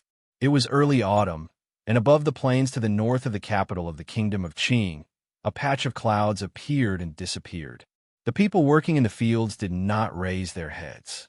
They had no interest in watching the beautiful tricks the heavens played with the shape of the clouds and the refraction of the sun. They just wanted to harvest the golden crops before the rain cloud floated over. There had been a lot of rain this year. It was said that the river in the south had swollen violently. But for the people living in the north, the safety of the riverbanks had nothing to do with them. They were more worried about whether or not this damned rain would delay the harvest of the year. Occasionally, a few fat field mice would fearlessly pass under the feet of the farmers, snatching the scattered grains in the fields. The scythes in the farmers' hands were too lazy to deal with these scourges. They focused on harvesting the grains. In the endless rice fields on both sides of the official road, the sounds of harvesting gradually merged into one, forming a neat and beautiful sound that could make anyone who heard it feel a certain sense of satisfaction. The farmers, who were bare-chested, were facing the yellow soil with their backs to the sky, showing the small cuts made by the leaves on their bodies to the cold sky. However, they did not notice that there was a long line of carriages on the official road that seemed to have no end in sight, moving slowly toward them. The Kingdom of Qing's diplomatic mission to northern Qi had finally fulfilled its promise of leaving in spring and returning in autumn. They had hurried back to their homeland in the middle of September, but the returning carriages were even larger than the ones that had left. Other than the gifts that northern Qi had given in return to show their sincerity, there were also many officials and ceremonial guards. It was enough to show the importance that the northern Qi court placed on the princess's marriage. After all, this was the first marriage between the two countries. No one knew what kind of change this kind of diplomatic relationship would bring to the continent, which had just experienced 20 years of peace. Other than the magnificent carriage that the great princess of northern Qi was in, there was another carriage in the long line of carriages that was more eye-catching. Regardless of whether it was compared to the colorful carriages of northern Qi or the black carriages of the Qing court, this carriage appeared much more wretched. Although the horses pulling the carriage were also fine horses, even the horses' heads swayed weakly. The members of the diplomatic mission knew that it was because the carriage was too heavy. On top of it were the books that Zhuang Mohan of northern Qi had given to the head envoy, Fan Xian, before he died. The books looked unremarkable, but they were much heavier than the eldest princess dowry. Every time they saw the carriage, many of the members of the diplomatic mission could not help but feel a sense of respect. It was not only because of Sir Fan's radiant face, but also because of his scholarly style. Everyone knew that ever since they had passed through several small countries in the north and entered the border of Sangzhou, Sir Fan had locked himself in the carriage, reading day and night. He was not even willing to come down to eat or rest. "I can't live like this anymore." Fan Xian sighed and put the book of poems from the previous dynasty back into the box behind him.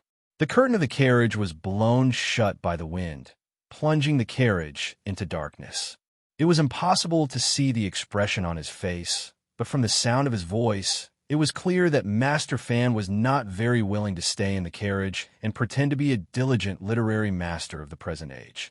The journey south had been smooth and peaceful.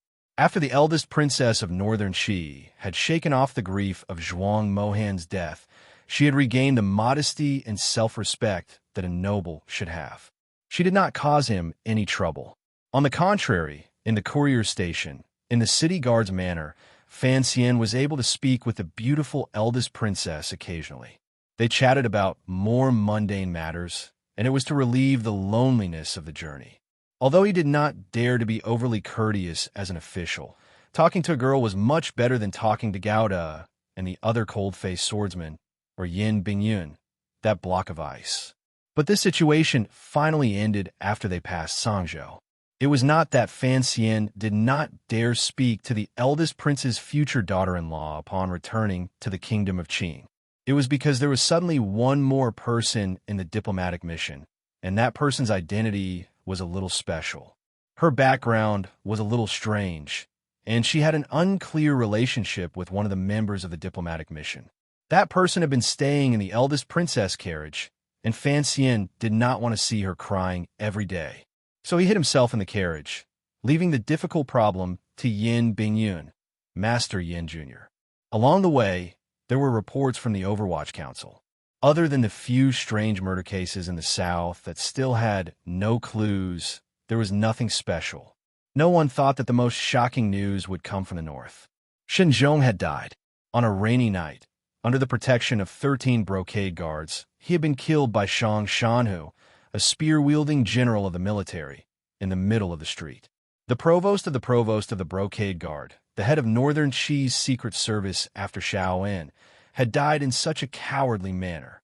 This seemingly absurd news had already been proven to be the truth. Fan Xian rubbed his temples and laughed bitterly. Thinking of Wang Qinyan's description in the report, he could not help but feel a little shocked. According to the intelligence report, on that rainy night, Shang Shanhu was clad in black armor from head to toe. He held a long spear in his hand as he galloped down the long street. With one strike of his spear, he beheaded Shun Zhong, who was in the palanquin. With another sweep of his spear, he tore apart the bodies of the bodyguards around Shun Zhong. It was only when he retracted his spear and galloped back to his residence that the rain on the long street seemed to dare to fall. Such a display of power was truly frightening. A peerless expert of the 9th level had used such a valiant method to directly tear apart all the conspiracies and schemes. He had used pure force to challenge the authority of the entire imperial court. Fan Xian had not expected Shang Shanhu to be such a tyrannical figure. He knew that he had still underestimated the iron-blooded nature of the military, trained on the battlefield. He could not help but feel his head ache even more. No matter how much he rubbed it, he could not alleviate it. After all, many people knew that he had played a disgraceful role in Shaoan's escape. Even if Tan Wu had not shouted, "Kill me," Fan Xian, before he killed himself, Shang Shanhu would still have blamed Shaoan's death and the betrayal of the people of the South on Fan Xian's head. Fan Xian could only hope that Qing and Northern Qi would remain friends for generations, never to fight again, never to give Shang Shanhu a chance to face him on the battlefield. Of course, there were still many suspicious points about Shun Zhong's death. After all, he was the head of the Brocade Guard. No matter how ruthless Shang Shanhu was, or how angry the military was, to kill him in the middle of the street was not an easy task. Furthermore, the reaction of a Northern Qi court seemed to confirm this point. After a night of silence in the palace, Shang Shanhu was placed under house arrest in the manor, and his title of nobility was taken away. Another edict shockingly pointed out the many crimes Shun Zhong had committed over the years. Each stroke of the imperial edict threw the recently deceased Shun Zhong into a vat of dirty water, making it impossible for him to rise again for the rest of his life. The Shen mansion was subsequently raided, and the Brocade Guard was purged. The military was proud and elated. Although the young emperor maintained his silence, it could be assumed that he was happy in his heart. This was because, through this incident, Shang Shanhu's resentment towards the royal family would lessen. However, a fierce tiger like Shang Shanhu was not an easy character to control. Just by looking at the fact that the palace still had Shang Shanhu imprisoned in the capital, one could tell that they were still having a headache over how to deal with him. Naturally, they could not kill him. No one wanted to bear the repercussions of the military. They could not let him go either. Who knew what would happen to him when he returned to the mountains? Fan Xian shook his head. He had not thought that after hearing his words, Haitang would act so quickly and so fiercely against Xinzhong. But after constructing the scene of Shang Shanhu killing Shun Zhong in the rainy night in his mind, Fan Xian, who should have been worried about his own safety, felt an inexplicable sense of pleasure and admiration. Ruthless and decisive, quick to repay kindness and enmity. When Shang Shanhu slowly raised his black spear on the horse, ready to reap Shun Zhong's life, there was no longer a trace of reverence in his eyes. That night rain on the long street, how arrogant was it? He lifted the curtain of the carriage and jumped out without calling for the driver to stop. Standing on the official road, he waved his hand to disperse the oncoming yellow wind. Looking at the farmers laboring on both sides of the road, his heart stirred. He threw all the matters of the north to the back of his mind. Those matters could no longer affect him, and he could not affect them for the time being, so he could only throw them aside. Raising his head to look at the sky, which alternated between light and darkness, he narrowed his eyes. He knew that he should be able to reach Long Quan Inn by the end of the day, and he relaxed a little.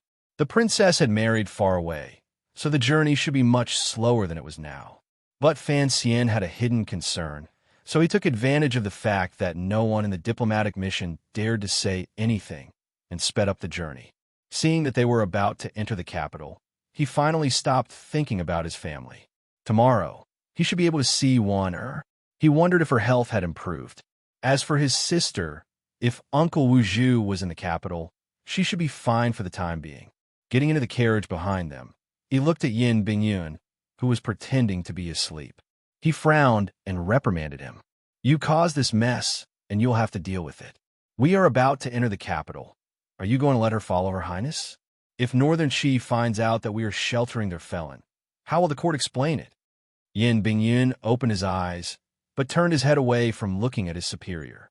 He looked at the golden paddy fields outside the carriage window, and a trace of struggle flashed through his eyes. In the end, he only said lightly, Shenzhong's death was only one step in the Northern Qi Emperor's plan to seize power. As for her life or death, I believe Northern Qi will not care. Fan Xian looked at him, and his tone suddenly softened. If you don't care about her life or death, then leave it to me. Yin Bingyun slowly turned his head, and a fierce look appeared in his eyes. Killing her will do us no good. If I don't want to. Fan Xian shook his head. I thought you were no ordinary person. I didn't expect you to be so self-deceiving. Yin Bingyun did not reply. He silently turned his head away, watching the farmers reap the heavy harvest outside the window. In the luxurious carriage at the front of the group, the great princess of Northern Qi sighed. She looked at her sister, who had been very close since childhood, and said nothing. Miss Shan, who had luckily escaped from Shangjing, was currently lying on the window frame in a daze. She looked at the same scenery as Yin Bingyun, but it was unknown whether she was thinking about her lover's heartlessness, the tragedy of her family being ruined, or the sorrow of leaving the country.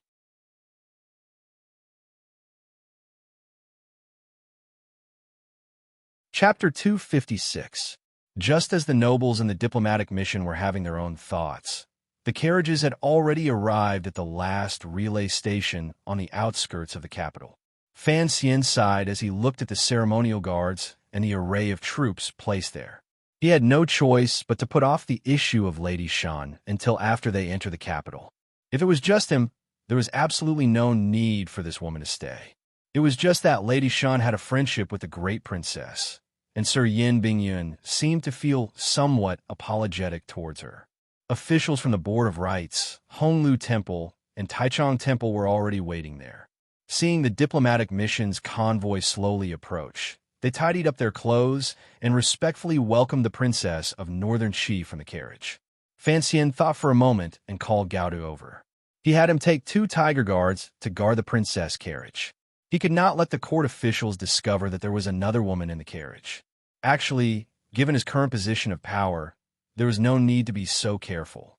Master Fan, you must have had a hard journey. Master Fan, you have greatly increased the prestige of the country. His Majesty is very pleased. Now that you have returned to the capital, I'm afraid you will soon be given an important position. Old Hu, you are wrong. Master Fan is now. Amidst a wave of flattery, Fan Xian entered the relay station, escorted by the officials. The princess of Northern Qi was resting in the inner chambers. The procession to welcome the head envoy was even grander. If one did not know Fan Xian's identity, they would certainly be puzzled as to why the Qing court officials were so respectful to such a young, middle-ranked official. Fan Xian smiled and raised his hands to return the greetings of the officials around him. He was not annoyed, but he felt a little anxious. He looked around and found that he knew most of the officials who had come to greet him. Some were his colleagues from Taichung Temple, and some are nominal subordinates of the Chamberlain of Dependencies when negotiating with Northern Qi. Only the officials from the Ministry of Rites were respectful with a trace of fear. He understood the reason for this. After all, Guiyu had been brought down by him. As soon as he sat down and took a sip of tea, he asked, "What is the next procedure? Is there an edict from the palace? And when can the diplomatic mission enter the capital?" Without waiting for the officials to reply, he laughed at himself and said, "I am the head envoy, but I'm still not clear about the process." The officials of the Board of Rites had finally gotten a chance to get close to him, and they did not want to miss it. One of the vice-counselors hurriedly replied, "Do not worry, Master Fan. The Board of Rites has arranged everything. The palace has already made arrangements, and everything is in order."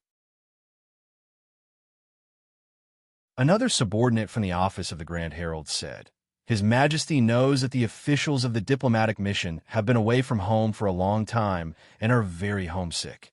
Thus, he did not issue an official edict. He only ordered the diplomatic mission to enter the capital. After you enter the capital, you will first go to the palace. Before he could finish speaking, an official wearing a fourth-rank official uniform walked in from outside, and the officials in the room hurried to welcome him. Fan Xian fixed his eyes on him and went up to him with a smile. He patted him on the shoulder and said, Sir Run, why are you here? The newcomer was Run Shaoan, the vice minister of the office of the Grand Herald, a disciple of Fan Xian's father-in-law. Seeing that Fan Xian was safe and sound, Ren Shaoan was relieved. He smiled bitterly and said, The marriage of the princess of the kingdom of Qi is a major event. If I, a laborer of the Taichung Temple, did not come, then there is no need for the imperial censorate to come. I have no choice but to resign. Fan Xian smiled, but he was puzzled. He knew that the diplomatic mission would arrive today, so why did this vice minister come so late? He greeted the officials in the room, and then pulled Ren Shaoan out of the door. What is this all about? He asked. Ren Shaoan knew that although this man in front of him was young, his temperament was soft and gentle, and he had overthrown so many officials in the capital. He did not know whether or not he should say anything. But Prime Minister Lin Ruofu had already retired and returned to his hometown. The Lin family could only rely on Fan Manor in the capital. Considering the two sides, he could not help but hesitate. Sir Fan, he said, what is it that you ask about? Fan Xian stared into his eyes. I'm not an idiot. The return of the diplomatic mission to the capital is a major event. When we left Shangjing, the court of Northern Qi should be aware of the scale of the ceremony. A princess is in the diplomatic mission, so why are all the officials there to welcome her? Where is Xian Chiwu? And where are the officials from the Board of Rites? The princess is getting married, and the palace should at least send some old servants. You are a man of the Taichung Temple, so you are in charge of royal affairs. If I did not ask you, who would I ask? Ren Shaoan laughed bitterly and said, Today, unfortunately, Xian Chiwu went there. The elders of the Ministry of Rites also went there. Fan Xian, don't blame me. I came here in a hurry because I offended them. Which side is that? Fan Xian was slightly surprised. Ren Shaoan continued to laugh bitterly. The Great Prince is also returning to the capital today. He has set up camp less than 3 miles away from you. So this is too much of a coincidence. The people from the Board of Rites, the Bureau of Military Affairs, and the Ministry of War are all there, so the diplomatic mission is naturally quieter. After saying this, he continued, Fan Xian, we are friends, and I'm not afraid to say it out loud. You are also a person with a crystal heart. Do you really care about these superficial formalities? Fan Xian now understood what was going on. He laughed and shook his head. I just want to get back to the capital. But the princess is a princess, after all. If the court treats her poorly, it will incite gossip, and it will not be good. He finally understood why the reception of the diplomatic mission was so much weaker. After all, it was the Great Prince who had military power. The court officials would naturally rush there. Even if it was to flatter him, they had to flatter him. Fan Xian waved his hand to stop Ren Shaoan's explanation. He asked curiously, the edict at the beginning of the year clearly stated that the Great Prince would only lead his troops back to the capital when the grass was growing in autumn. It is only the beginning of autumn. Why is he back?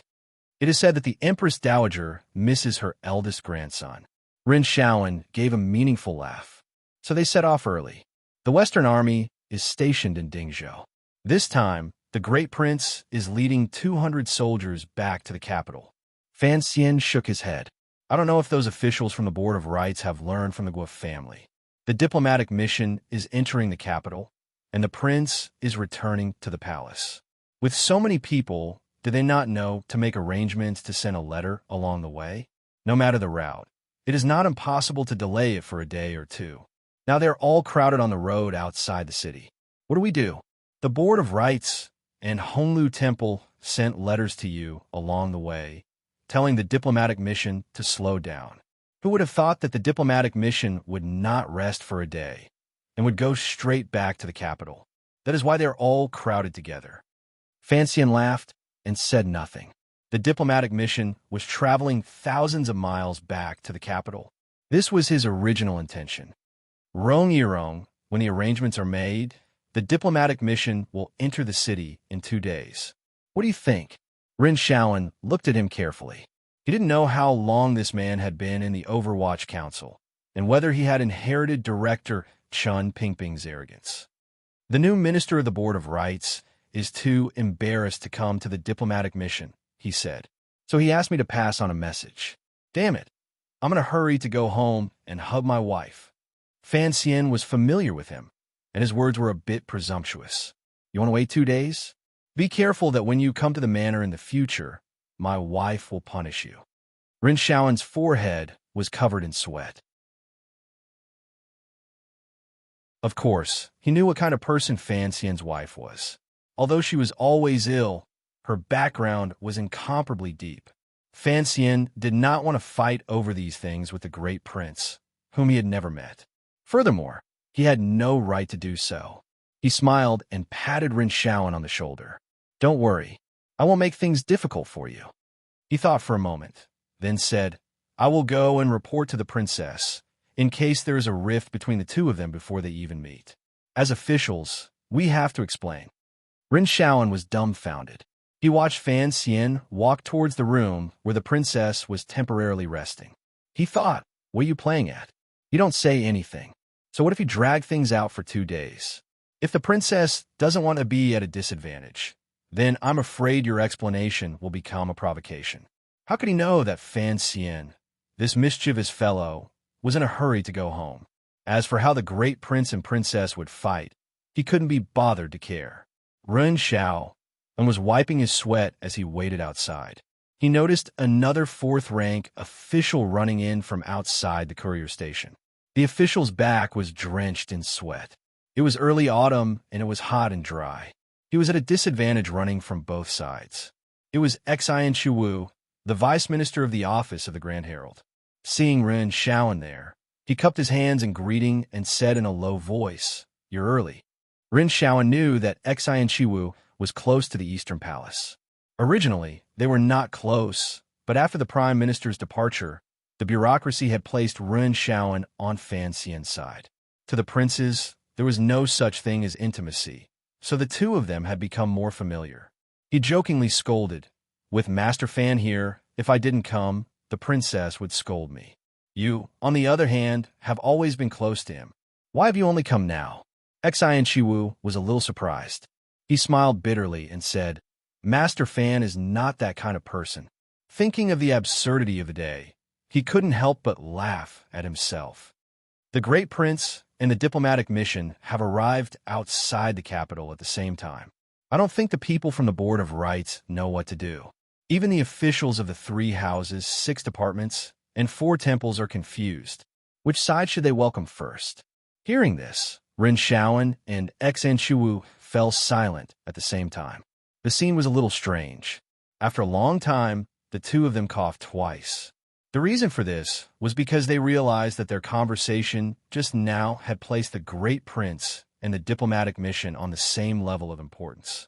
Could it be that after Fan Xian took control of the Overwatch Council and gained reputation for himself, he could be mentioned in the same breath as an army-wielding prince?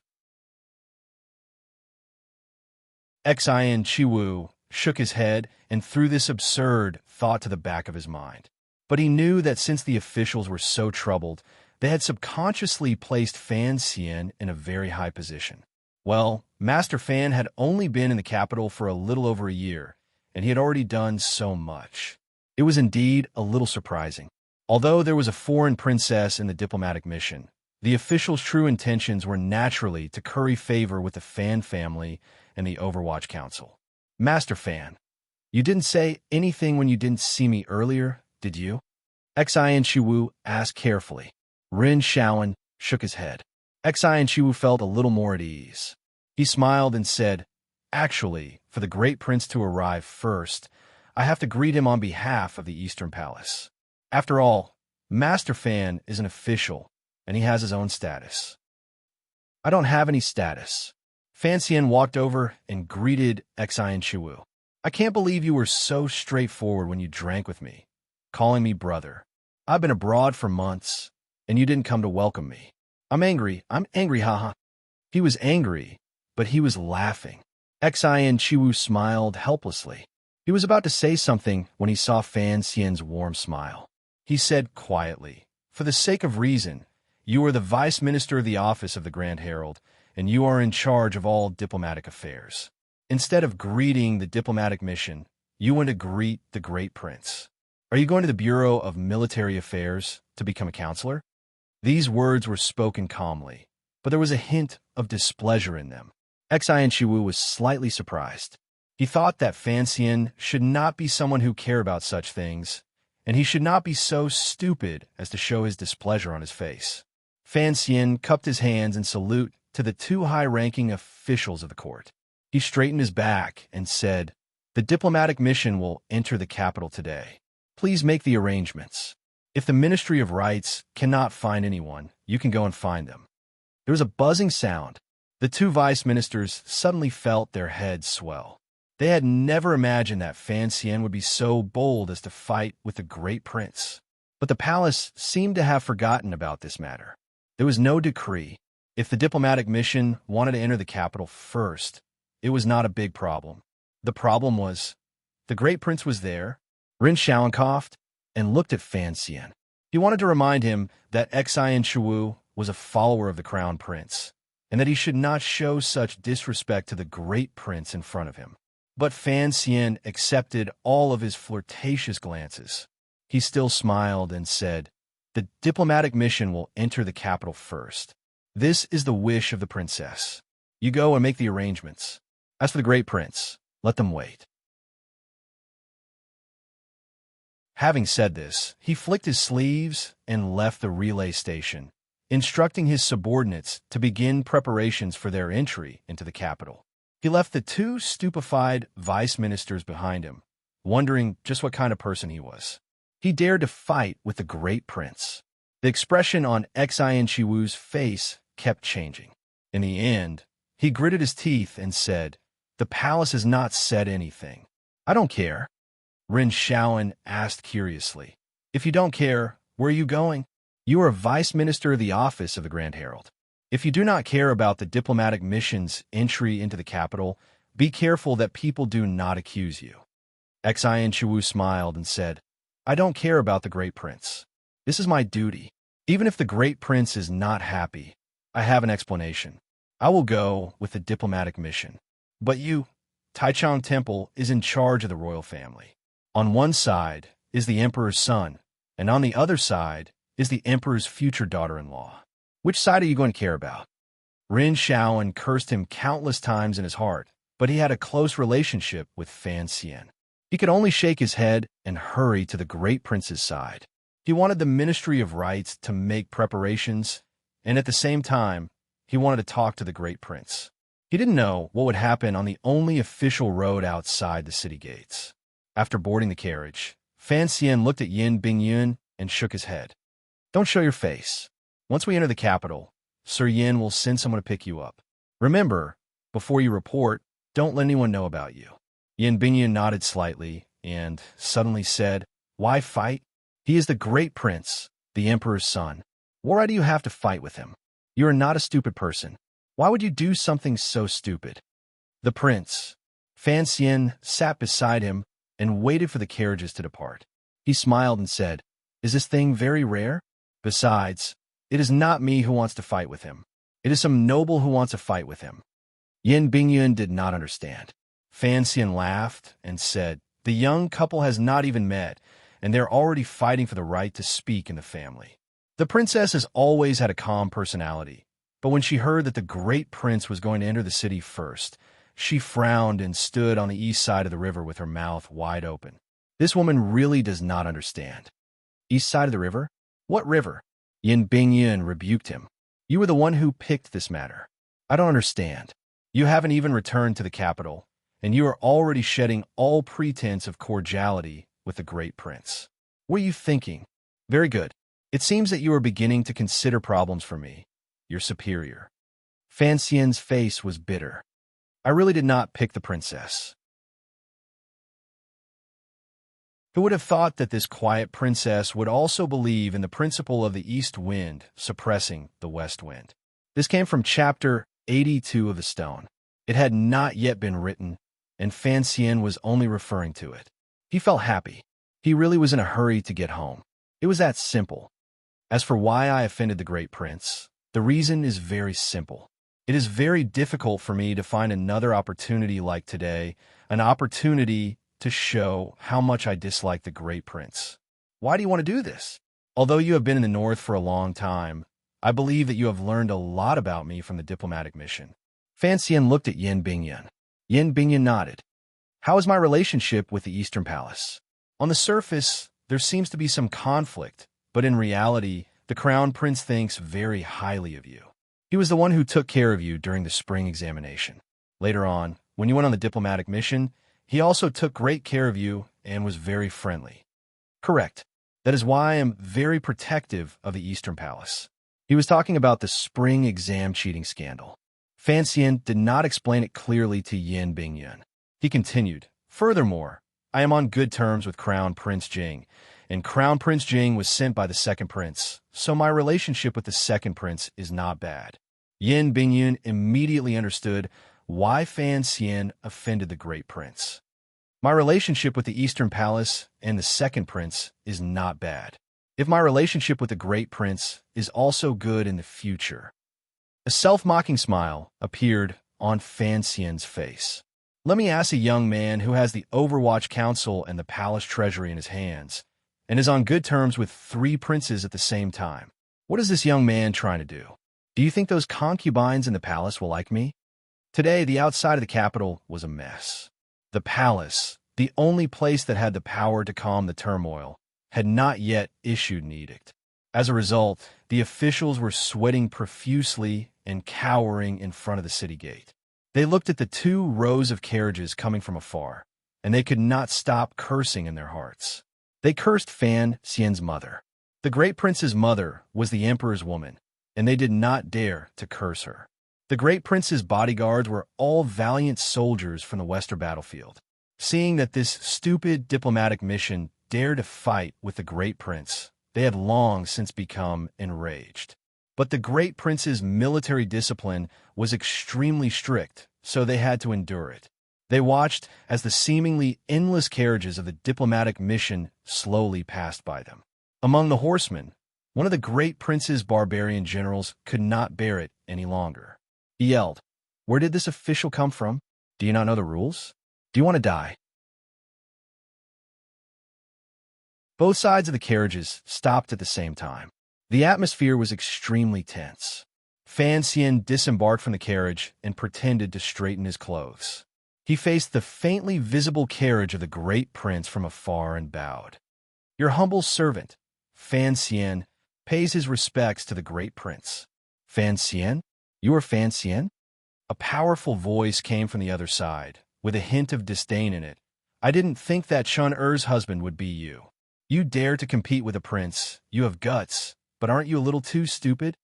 Fan Xian smiled and spoke very respectfully. I do not dare to fight with your highness. But before he finished speaking, the calm and confident voice of the great princess of northern Qi came from the unusually luxurious carriage behind him. I am a weak woman, and I have come all the way to the south. Does your highness insist on me staying outside the city for a few more days? The great prince's bodyguards were stunned. It seemed that they had just remembered that there was a noble person in the diplomatic mission. This woman would soon become the great princess, the mistress of these people. Fan Xian glanced at the great prince's horsemen. This was a family matter, and he would not interfere.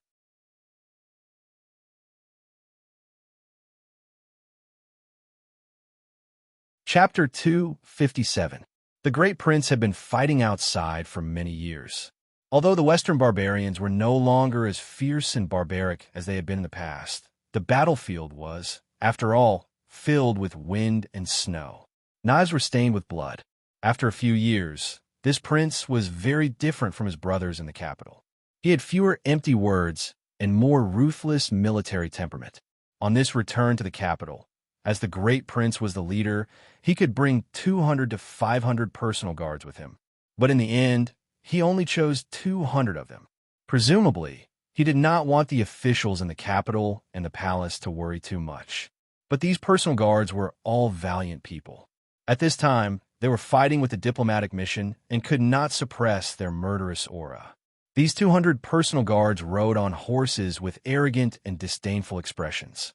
People who came from the battlefields would always find these civil officials displeasing to the eye. But these hundreds of eyes looked toward the carriage. They knew the identity of the person in the carriage and did not dare to say anything. The person in the carriage was the future imperial concubine. No matter how straightforward these vicious people from the Western Army were, they would not be stupid enough to offend their future mistress for the sake of fighting for passage. The director of the Board of Rights came out 10 li from outside the city. At this time, of all the officials present, he was the most senior and had the highest rank. In the midst of the awkward silence, he uncomfortably stood up and prepared to smooth things over. He said a few words, but in the midst of the neighing of the horses, not many people heard him clearly. A series of neighs suddenly rang out. The cavalry of the Western Army's personal camp parted like flowing water. The dozens of steeds were controlled with extreme precision, creating a large space on the not-so-wide official road. Amidst the clattering of hooves, a general clad in profound armor came forward on horseback. Fan Xian was standing beside the great princess carriage. His brows furrowed slightly, and he was about to move out of the way. Unexpectedly, the horses of the great prince's bodyguards took advantage of the opening of the path and charged straight over.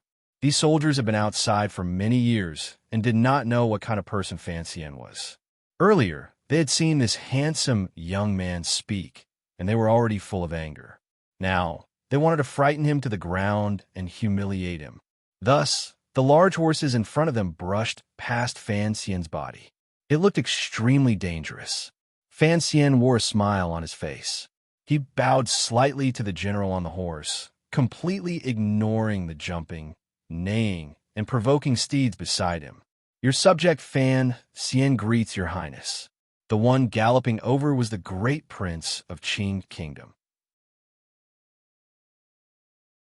His eyes were bright and spirited, and there was a natural murderous intent in them. His brows were straight, his nose was straight, and his cheekbones were slightly high, but they did not appear ugly. On the contrary, there was a hint of valiance about him. The great prince sat on his horse, his entire body reflecting light in his armor. He looked like a god, and no one dared to look directly at him. Thus, Fan Xian did not look directly at her. He only smiled shyly and slightly lowered his head in greeting. It seemed that the great prince had not thought that the civil official in front of him, who appeared somewhat reserved and lowly, was the most popular person in the capital, Fan Xian. He couldn't help being slightly startled and suddenly said, "This June? Why is he smiling like a woman?" The great prince's temperament was straightforward, and he was just not in the mood to speak.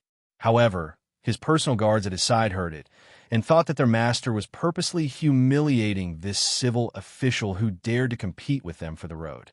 So they all began to laugh. Their laughter rose to the sky on the outskirts of Jingdou. There was an indescribable feeling of disdain. The great prince was slightly startled, but he was too lazy to care. A trace of a smile rose to the corners of his lips, and those proud horses were getting closer and closer to Fan Xian. He could already hear the sound of the steeds' nostrils flaring. A few long horse faces closed in on him. It was the great prince's personal guards who wanted to use their horses to force the diplomatic group off the road. Fan Xian frowned slightly. He had not expected that the great prince would not give face to his future wife, and it seemed that he would not give face to his distant brother-in-law. Seeing the horse faces getting closer and closer, the excitement in the eyes of the huge horses gradually grew. He knew that these war horses were not easy to control and were bloodthirsty. He couldn't help but sigh in his heart and prepare to temporarily retreat. In any case, he had already achieved his goal of making enemies with the great prince. There was no need to truly turn against him. Fan Xian had never had much to do with the military, and this was one of his biggest weaknesses. If the old generals of the Bureau of Military Affairs thought that he was purposely trying to make the Western Army lose face, he was afraid that in the future he would not have an easy time in court. That was what he thought, but he forgot that his subordinates did not think the same way. Seeing that the commissioner was in danger, the Overwatch Council officials and swordsmen hidden in the diplomatic group all revealed themselves. Like a dozen wisps of smoke, they wandered out, either standing on the carriages or finding high ground on the side of the road. They all raised the crossbows in their hands and aimed them at the approaching horses. This cannot be done. The director of the Board of Rights was shocked. Using force outside the capital? If news of this were to spread, how could the court maintain its reputation? Naturally, he would no longer be the director of the Board of Rights. Would the great prince have any good to do? Even if Fan Xian had the backing of the Overwatch Council, would the emperor not reward him with a paddle? Only now did the welcoming officials react. Seeing the cold faces of the Overwatch Council officials, they remembered Fan Xian's frightening identity. One by one, they shouted, "All of you stop! What nonsense!" The great prince looked at this scene coldly. For some reason, he found this Overwatch Council dog called Fan Xian to be much more pleasing to the eye. In his heart, anyone who dared to face him directly was someone with guts. At this moment, Fan Xian was secretly complaining. These Overwatch Council officials had been trained well by him along the way. He did not think that at this moment they would be worried about his safety and not care about the face of the court. They dared to aim their crossbows at the Western Army heading east. It must be known that these soldiers had fought for the country for a long time. If news of this got out, even the old crippled Chun would be upset for a while. The great prince laughed. It seemed that he could see the worry in Fan Xian's heart and was ready to see how he would deal with this matter. Seeing that someone dared to threaten them, the blood and murderous aura that they had cultivated over the years suddenly surged. They roared in unison, raised their spears and drew their bows, and surrounded the front of the diplomatic group. At the same time, the horses had already surrounded Fan Xian. Fan Xian raised his hand and bent his middle and ring fingers. Surrounded by the horses, he made a clear gesture. After the Overwatch Council officials and swordsmen saw this gesture, their faces were expressionless. They put away their crossbows, dismounted from their horses, and returned to their ranks. They did this in unison, without the slightest hesitation. The great prince rode on his horse. His expression did not change in the exposed half of his face, but in the depths of his heart, he was somewhat shocked. This seemingly weak official in front of him was actually so strict with his subordinates. In such a situation, with one gesture, he could have everyone immediately stop. This kind of discipline was something that even his Western army probably could not achieve. The great prince knew that in the outskirts of Jingdo, nothing could actually happen. Furthermore, the crown prince and the second prince were waiting at the city gate. So, he gently lifted the reins of his horse and waved his hand to signal for the soldiers to retreat. A wave of disorderly clattering rang out. The soldiers unwillingly put away their bows and pulled their horses back. Compared to the imposing manner of the Overwatch Council, it was quite a bit lacking. The great prince couldn't help but furrow his brows. At this moment, the horses surrounding Fan Xian were also preparing to pull back. Unexpectedly, they were too close. In addition, the yellow soil on the road was gradually drying. Dust rose up and poured into the nose of a large horse. The horse kicked its hooves and twisted its long neck. Immediately, it made the horses panic at the same time. Two horses charged toward Fan Xian at the same time. This was purely an accident. The great prince watched from a distance of 30 feet. He couldn't help but feel shocked. If he actually ran over and killed this favorite of his father's, then all of his efforts in the West would probably be for naught. But he immediately remembered Fan Xian's legendary abilities and couldn't help but feel a glimmer of hope. He thought to himself, since you're the commissioner of the Overwatch Council, you can't be run over and killed by a few horses, right? Hiss! The horses charged forward and immediately buried Fan Xian in the rising dust. Only the aces could faintly see two streaks of light in the dust. With two muffled thuds, the dust gradually settled. Fan Xian still maintained that hateful smile. He stood somewhat cautiously in the center of the field. The two startled horses swept past his body and collapsed to the ground. The riders seemed to have fainted, but the two horses were not so lucky. The heads of the horses had already flown far away, with two spurts of blood. The bodies of the horses shook the yellow soil on the road. Behind Fan Xian, two machete men dressed in brown clothes held tightly to long knives. Their faces were cold, and their eyes were cold. They looked at the great prince's personal camp not far away. Two knives came down together and beheaded two horses. What a fast knife, and what a fast attack! The great prince's eyes narrowed slightly. Looking at the two machete men behind Fan Xian, he didn't know why, but he felt that their attacks were somewhat familiar. His fingers gently tapped the armor on the outside of his thigh, making a slight clanging sound. Looking at Fan Xian, he said, word by word, "Sir Fan is indeed powerful. I have fought for many years.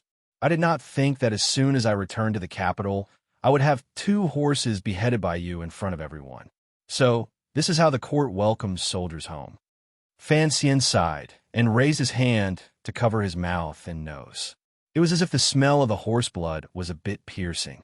He explained, "Your Highness, even if you gave me 1,000 guts, I would not dare to kill your Highness's war horses." Only now did he realize that although this prince was crude, he was not stupid. Every word was connected to him. Only when he heard the great prince refer to himself as Your Highness did he remember that when the great prince was ordered to return to the east, the emperor had already made the great prince a king. This was the first of all the descendants of the royal family to be made a king. Thinking of how he had greatly offended him today, Fan Xian couldn't help but furrow his brows. As the great prince's expression gradually grew cold, his personal guard at his side walked forward and said something. Hearing these words, the great prince's gaze focused. Looking at the two machete men behind Fan Xian, he furrowed his brows and said, "So, they are tiger guards." Gauda said in a low voice from behind Fan Xian, "The one beside the great prince is a tiger guard." Fan Xian raised his eyebrows and asked, "You know him?" "I do not, but I know," Gauda replied in a low voice. The horse blood on his long knife was still dripping down. Fan Xian said, "Since you are a tiger guard, how can you be so rude to the great prince?" Gauda said in a low voice, "Young master, the emperor has decreed that I only need to protect you. As for who the other party is, there is no need to consider." The two of them spoke very quietly. A strange expression suddenly appeared between Fan Xian's brows. After a moment of silence, he suddenly bowed to the great prince's horse and did not say anything more. At this time, the great prince's personal guards had long since carried the two unconscious soldiers back. They were only waiting for the prince's order to rush over and give the diplomatic mission a good beating. At this moment, the great prince sank into silence. Suddenly, the great prince rode up to Fan Xian's side. He lowered his body slightly and said in a low voice, "I like your temper, but it is inauspicious for you to kill a horse. After you enter the capital, be careful that I make trouble for you." Fan Xian looked at this man and sighed. "Great prince, this really has nothing to do with me. Please understand, Your Highness." The great prince snorted coldly. As a member of the royal family, he naturally knew the authority of the Tiger Guards. He thought that it was the bodyguard his father had arranged for the diplomatic mission and that it had nothing to do with Fan Xian. But deep in his heart, he was still extremely angry. "It was my idea. If Your Highness is dissatisfied, please do not make things difficult for Sir Fan." After a long period of silence in the carriage, the princess's voice finally rang out again. At this time, all the officials surrounded them. Rin Xiao and held Fan Xian's hand. Xian Chu held the great prince's leg, and the eunuchs of the palace tightly gripped the reins of the great prince's horse. The minister of rights blew his beard and stared, scolding the hateful soldiers back. There was also an elder of the Bureau of Military Affairs who acted as a mediator. In short, the kingdom of Qing was mobilized to surround the great prince and Fan Xian, turning hostility into friendship and hostility into peace. With so many officials surrounding them, the conflict between the diplomatic mission and the Western Army naturally had to end. Otherwise, if an elder were to be injured, it would be equivalent to not giving face to the royal court. What was a royal court? It was not the 3 ministries, 6 departments, and 4 temples. It was the face of all the officials. At this time, it seemed that something had happened in the distance at the city gate. Finally, there was a reaction. A rider arrived in a cloud of dust. After asking around for a long time, they finally understood that the diplomatic mission had arrived early to fight with the Great Prince. Such a big matter was not something the subordinates could handle, so they quickly reported it. At this time, both sides were fighting. Even if Fan Xian wanted to retreat, the princess in the carriage and the officials of the diplomatic mission did not want to retreat either. They insisted on entering the city before the Great Prince. But today, the Great Prince had lost 2 horses and had lost a lot of face. If he did not know that the Tiger Guards were his father's trusted aides and could not be ordered around by an official, he would have given the order to open the way. But at this time, his temper had been roused. How could he let the diplomatic mission enter the city first? What bullsh** T princess? In the future, you will be the one to wash my feet with. Unable to come to an agreement, the officials of the royal court grabbed his leg and stopped his horse. Naturally, the fight could not be fought, and so they could only resort to arguing. Although the soldiers of the Western Army were skilled in battle, when it came to arguing, they were no match for the diplomatic officials of the diplomatic mission who were skilled in the art of sophistry.